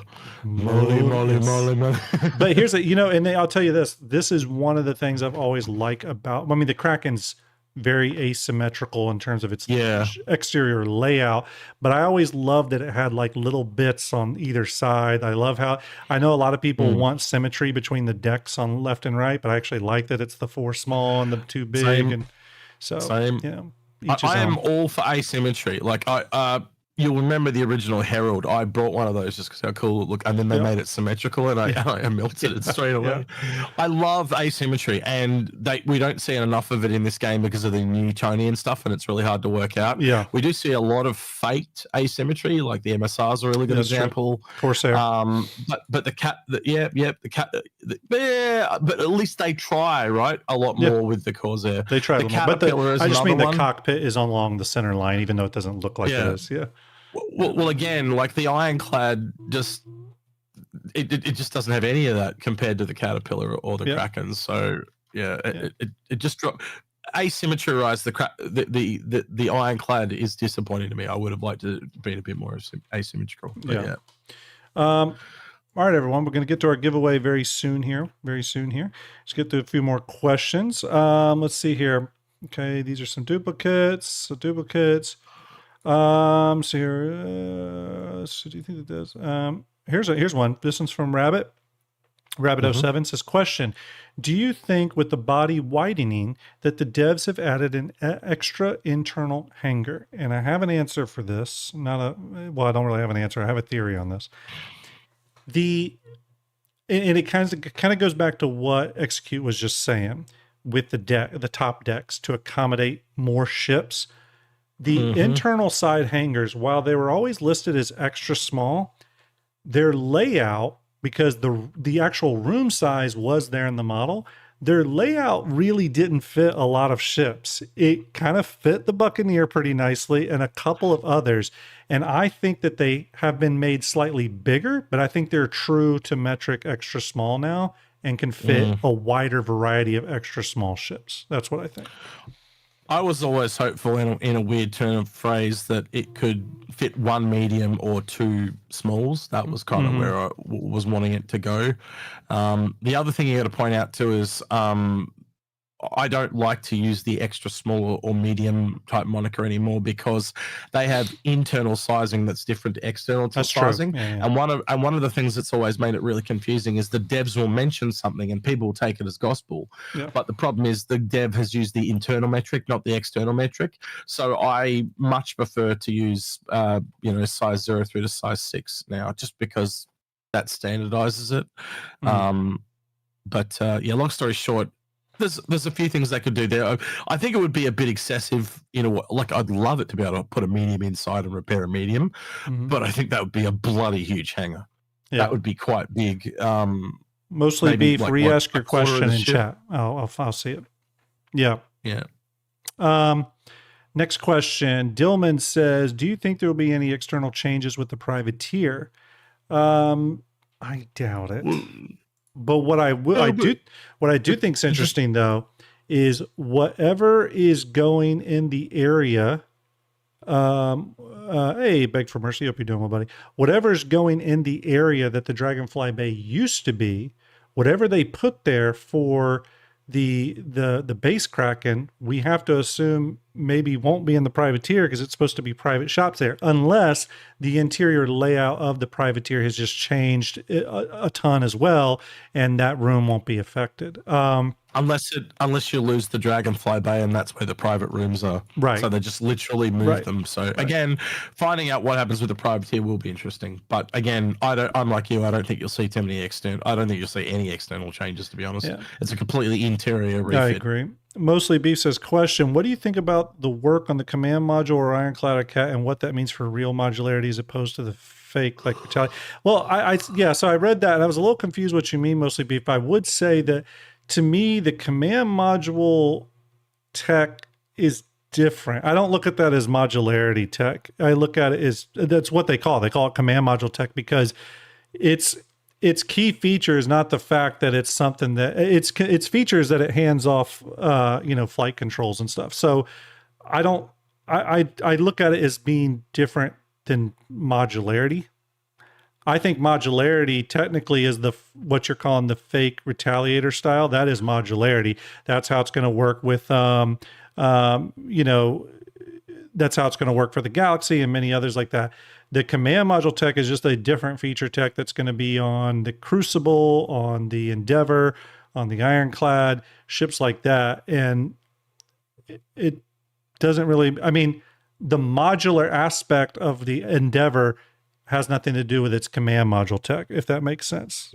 The superstructure is modular, but the actual command vehicle, the whatever they call that, I forget what they call it. It's not modular. You know what I mean? I think I see what you're saying. Mostly Beef. I may be misunderstanding. I think he's mixing. It says ship grids connecting, I think, leads to modularity. He's mixing up modular and module. Command module, modular. I think he's using the same word interchangeably, but it's two different things. Yeah. Look, it depending on how liberal they get with the usage with command modules and connecting to different ships. He corrects himself. He says, I'm talking about physics grids. Oh. Yeah, I don't know. I didn't look at modularity that way, but I guess some people could. I've heard some crazy ideas related to modularity and command modules, and it makes sense if your command modules had very sort of liberal rules around what they could connect to. Technically, you could get real modular with ships because the flight control aspect of it could be connecting to a lot of different ships. But again, it's different definitions of modularity. So I don't know. I think there's a lot of the same tech there, but I think CIG's looking at command module tech as something different. Yeah. They're essentially looking at it as escape pods for Drake. Look, honestly, I don't think you're going to see it on the. Yeah, I don't think you're going to see it on the Ironclad or the Caterpillar, but I think it opens the design for other ships down to the line to utilize something like what you guys are thinking about. Because when me and Agrid, me and Agrid went through, all right, let's look at the Pitbull. People are saying that it was like, oh, what if it's an alternative command module that's like covered in guns, right? Okay, so let's cover the command module in guns.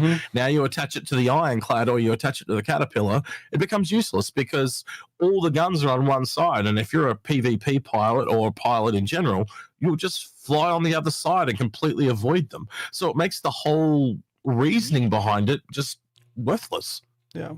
Everyone, don't forget, we got May raffles currently running. You can donate via the Tiltify QR code you see on the right side of your screen or via the link popping up right now in chat. And let me pop it into YouTube because Tiltify won't do that. You can go to that Tiltify link. You can donate. Coming up on May 6th, which is this Wednesday, we'll be raffling off 2 Corsairs. $30 donation to get a ticket for that. A $25 ticket donation. We'll be doing 3 Clipper raffle drawings on May 14th. So there'll be 3 different winners for that one. For a $40 donation on May 20th, which is Aegis Day, we will raffle off at Tiburon. And then on May 27th, $35 donation towards a Tiltify link, you can get in on an Ironclad assault rifle. Now, May 31st, the last day of St. Jude Play Live for Old Star Jump Grim, we'll be doing 2 huge raffles. $60 ticket or $60 donation to our Star Jump Tiltify link will get you a Polaris ticket, and a $100 donation will get you in on the Masters of Industry raffle, which is absolutely insane. That comes with a Pioneer, an Arastra, a Hull B, a Reclaimer, a Mole, Vulture, Golem, and Hercules. Again, all those ships generously provided by our boy GearCon, who's in chat. Everyone give GearCon an 07, and make sure you go and donate. Make sure you donate. Again, 2 Corsairs being raffled off this Wednesday. Corsair is one of my favorite ships, so get in on it. All right. Let me go back to this. Hit a few more questions. A few more questions, everyone. There's too many to get through tonight, but we'll hit a few more, then we'll do the giveaway. Let's see here. Let's see. Considering the hangar system way some of these we've answered here, so I'm just going to keep going. $35 from Dermacaber. Thank you very much. Cross the Boz says ship to ship docking when. So that's actually the thing that I think Command Module does play off heavily, is ship to ship docking. That I think could come sooner rather than later. I don't have any estimate on it, but I think Command Module tech is a big step towards that. Yep, I agree. Absolutely, 100%. Architect TV says, do you think they'll add a meeting room or planning room? Not really for combat scenarios, but similar, like they have in the Idris. I think they definitely will get a planning room because the CIG has shown that in one of the cutaways. It's got like a big hollow table and had people standing around it. You're probably referring to the meeting room, briefing room that the Idris has. I think the Kraken could get something like that, especially since it's a carrier. That would make sense. Like a pilot briefing room. Yeah, like a pilot briefing room, something like that. I think that would make a lot of sense. I would like to see that on the list of like rooms this thing gets. I would actually put that higher than stuff like a brig or a firing range, stuff like that. I would want that pilot ready room, briefing room. Friendly Harpy says, hey, doesn't the large landing deck look wider to you? Yes, it is a little wider, but still set up for medium ships. But you're going to be able to fit some large ships on there for sure. Macobus, he says, because I've seen that Execute loves this question, is the Ironclad or Merchantman a better commodity trader? They both are roughly the same SCU now, right? Ironclad and what? Ironclad or Merchantman, which one's a better there's only a couple of hundred SCU between, like I've had this question came up on my stream, right? And the way it was asked, it was a very loaded question to try and get us to say the Ironclad was better. But realistically, there are advantages to both, right? Yeah. Because let's say they've got, let's just say for argument's sake, they had exactly the same amount of cargo. The Banner Merchant mode that also has 10 shops with it. So you are technically flying a much bigger ship, but those shops have advantages and disadvantages. The disadvantages is obviously you're taking them everywhere with you, but the advantage is I can land anywhere and sell. The Ironclad has to go back to other shops to sell. Yeah. Yeah. So in a way, if I had an Ironclad and a Banner Merchantman, I could use the Banner Merchantman and the Ironclad to sell stuff together. You see, so it's how you use it. It's a tool. It's how you use them. $100 donation from Bionic Jammer. That is amazing. Thank you very much. I'm going to refresh the lifetime raise. Thank you very much for that. We are now up to, let's see if this refreshes. Sorry. Yeah, go ahead. Real quick, Mythos one in chat wants to know if we're going to talk about the Hermes at all, because we kind of didn't. We are. We're going to get to that. We're going to get to that in about 5 minutes. We're going to get to that in 5 minutes. Remind us in 5 minutes, Mythos, if he doesn't. And real quick, everyone, we are $190 away from the $80,000 goal. $190 away. That's incredible. My bars are not refreshing, so I'll manually refresh them. That is incredible. Thank you very much, Bionic Jammer. That is huge. Yeah, about 5 minutes. Want to hit just a couple more Kraken questions, and then we'll go to the Hermes discussion real quick, briefly, and then we'll do the giveaway. Again, I'm skipping some questions, everyone, and I'll hit those when I do my Drake episode later this week. Spider Monkey says, Kraken and a Kraken and a Pioneer or the Odin? I'd take the Kraken and the Pioneer personally. Same. Yeah. Same. In fact, we both have. Yeah, that's true. That's true. That is very true. Okay, let's see here. Raul Mateo says, can the Caterpillar's command module be attached to the Kraken's cockpit as if it were an escape module? I don't think so. I don't think that's going to be the case. I think if they did, it would show that that's what they're going to use for the escape pods on this thing. But again, as you can see in the pictures, there's nothing that alludes to that as the case. Yeah. And technically speaking, it would have to be on the opposite side of the ship to where it is on the Caterpillar and the Ironclad currently. And I'm going to point out something. You'd assume it's on the right, yeah, not on the on the left, yeah, not on the right. Yeah, I would assume. And I'm going to point out something else. And thank you, Bionic Jammer. Appreciate that, buddy. The one thing I will point out is the escape pods of the Kraken, I think, are one of the most controversial things. CIG in the Q&A said, no, you just use the ships on the flight deck. But if you go back to the actual jump point where they talk about the Kraken's development, there's an entire portion here, and I'll show you, where that is brought up. And it says right here, let me go over to it. It says, let's see, is this it? Let me see if I can find it without taking too long. It does say somewhere in here that the Kraken is getting essentially escape pods. I'd have to find the exact paragraph, but in this, if you go look at this original jump point, which is the power to the power to the pirates issue, they do specifically talk about escape pods being added to the Kraken.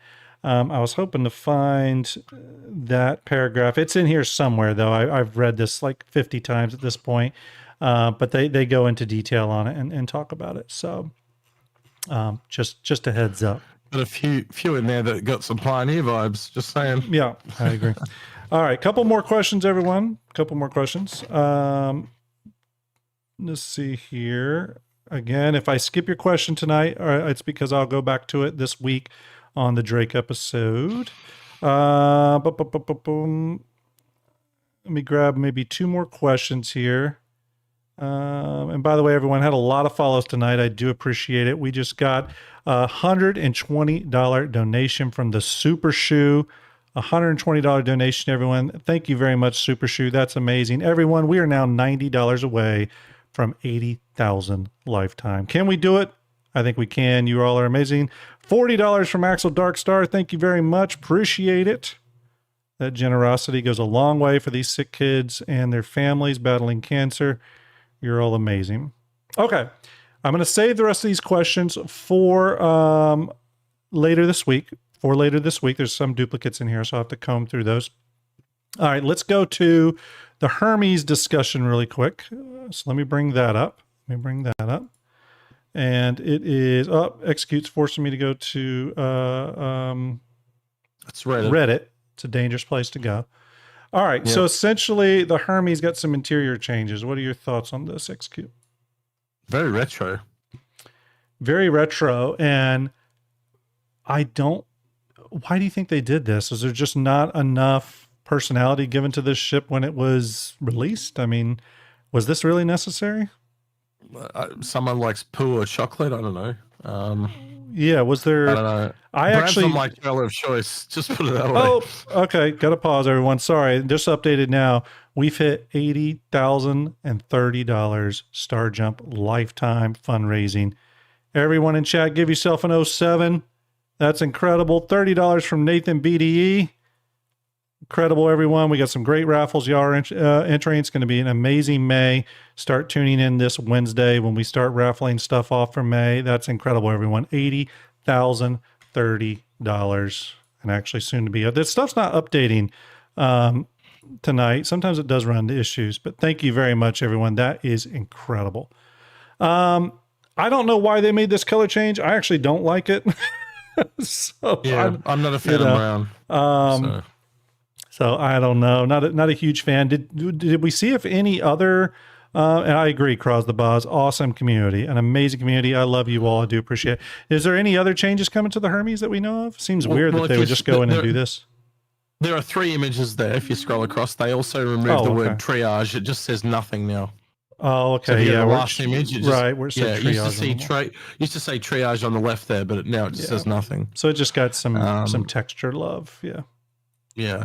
I'm going to be honest. Why would you have a ship on the outside that's essentially white by default and then it's brown on the inside? It's a little kind of strange. I would like to hope that you can, like they have said in the past, that they want you to be able to color coordinate on the inside and set your own colors. Yeah, but brown is just not the color I would have chosen. Not a track now. Considering everything else was blue, why wasn't it just a blue? I like the blue. Yeah, I don't know what this is. I'm not a fan of it. Space Pumpkin Dave, $75 donation. Amazing. Thank you very much. Yeah, I'm not a fan of this. I just seems like I mean, I know they need to remove the word triage and stuff. It does seem kind of like a bit of an odd thing to do now, but I guess it was just on the list of things that they needed to do, and they did it. So, all right. It does make me if they're working on other things in the background, though. Too. It does kind of make you wonder. I'll be interested to see if there's further changes to the Hermes. So, all right, everyone, let me get this ready. We are going to do our giveaway for the Sapphire helmet and gun case. I like these; they're a lot of fun. So I've been giving them away, and hopefully you all enjoy them. I've been hearing people say that they really like these as giveaways, which is cool.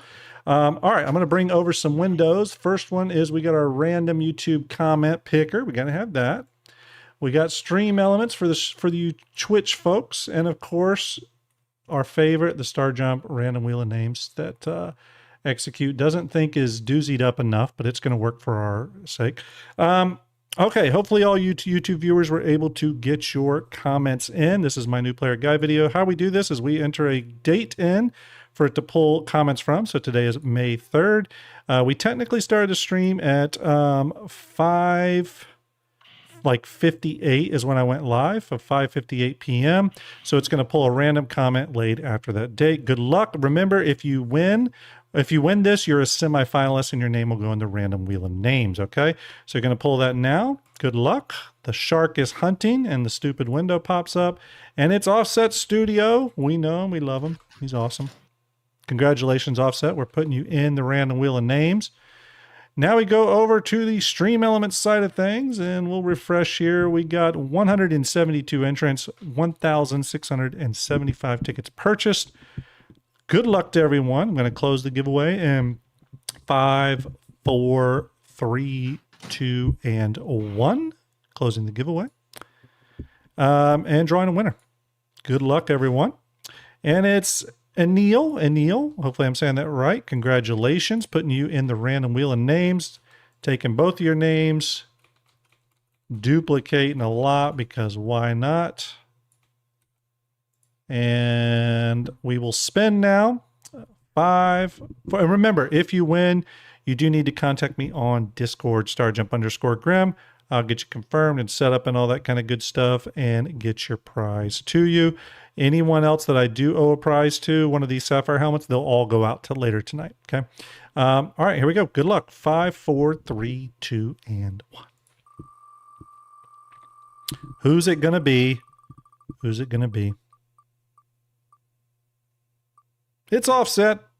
Offset Studio. Just get in touch with me, buddy. StarJump_Grim on Discord, and I'll get you set up. Thanks for entering. I do appreciate everyone getting involved. It's quite a few tickets sold, and Offset's here a lot, so it's nice to see a regular win. So very cool. Everyone, do not forget my Ironclad giveaway is going. I did move up the giveaway date for this. Okay, it is free to enter, but I'll be giving away this on Drake Day. Okay, so May 14th, I'll be giving this away. Here's the Gleam link down in chat, or you can scan the QR code there on the graphic. Go enter that. It's free to enter. You can earn up to 5 tickets. Get in on that. I'll do that drawing live on stream on May 14th.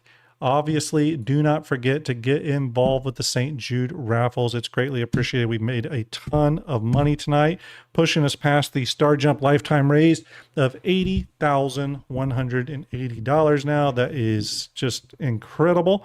A lot of follows tonight and subscriptions, everyone. I do really appreciate it. If I didn't call your name out, I do apologize, but I like to call out as many as I can. So Lockdown, Hajo de Laverno, I can't say that, Amelity, these are hard. Rage, resubscribe, thank you very much. Hard Bite, the Protogen, Jelly Beans, Flyers, Mr. Spoons, thank you very much. Wait a minute. Soul Citizen gave a shout out 2 hours ago. Did I get a raid and miss that? I didn't see it. Sorry. Okay. Maybe you did. I didn't see a raid. Did I get a raid, everyone? I didn't get a raid alert. My raid alert didn't fire off. Did I get a raid? I don't think I got a raid. Maybe they just shouted me out. I don't know. I'll thank them regardless. No, I did not. Thorn says, okay. Well, I got a shout out from them, so they are amazing people. Love Soul Citizens. So thank you very much, everyone. It's been an awesome night. So here's what is going to happen. This Wednesday, I have a special episode with a special guest, Durgan Kale from Shadow Moses. They do a lot of combat testing with CIG and stuff like that. And he's going to come on and talk about multi-crew combat along with Art. We've been trying to plan this show for quite a while, and I've unfortunately delayed it a few times, but that is coming. Big D Kurgi, thanks for following. So that will be on Wednesday, and then on Friday during the day, I will be doing my during the day stream. So I know people wanted me to get back to one during the day stream, so I'll be doing that on Friday now, and it will be a Drake episode. I'm going to go through some of the Pitbull stuff, might do some kit bashing. We'll get back to the rest of these Kraken questions, all that kind of good stuff. Okay, can't fit it all into one stream because my butt gets tired and I can only sit in this chair for so long. Also, this coming Wednesday, more than likely I'll be launching the merch store. I know I've said that a couple times. It's all done. I'm just tying up a few loose ends, but more than likely this Wednesday, the merch store will launch. All the money raised through that will be going to the StarJump Bar Citizen event, which I can tell you is looking like it's going to be much more substantial than just a Bar Citizen. It looks like it's going to be maybe kind of a big thing. So, all right. I guess my ticket's in the mail. Yeah, I'll have to get you a ticket. If you can pay for the flight, the ticket's on me. No. I mean, airplane tickets, dickhead. Oh, yeah. Sorry. I can't afford those. Although I do want to come out to I want to come out to your side of the world. Yeah, likewise.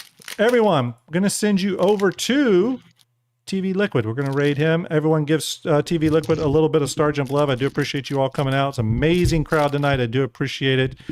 Thank you very much, everyone. I love you. I appreciate you. Sending you over there now. Have a great rest of your night, and I'll see you on Wednesday, everybody. Have a good one. Bye, everyone.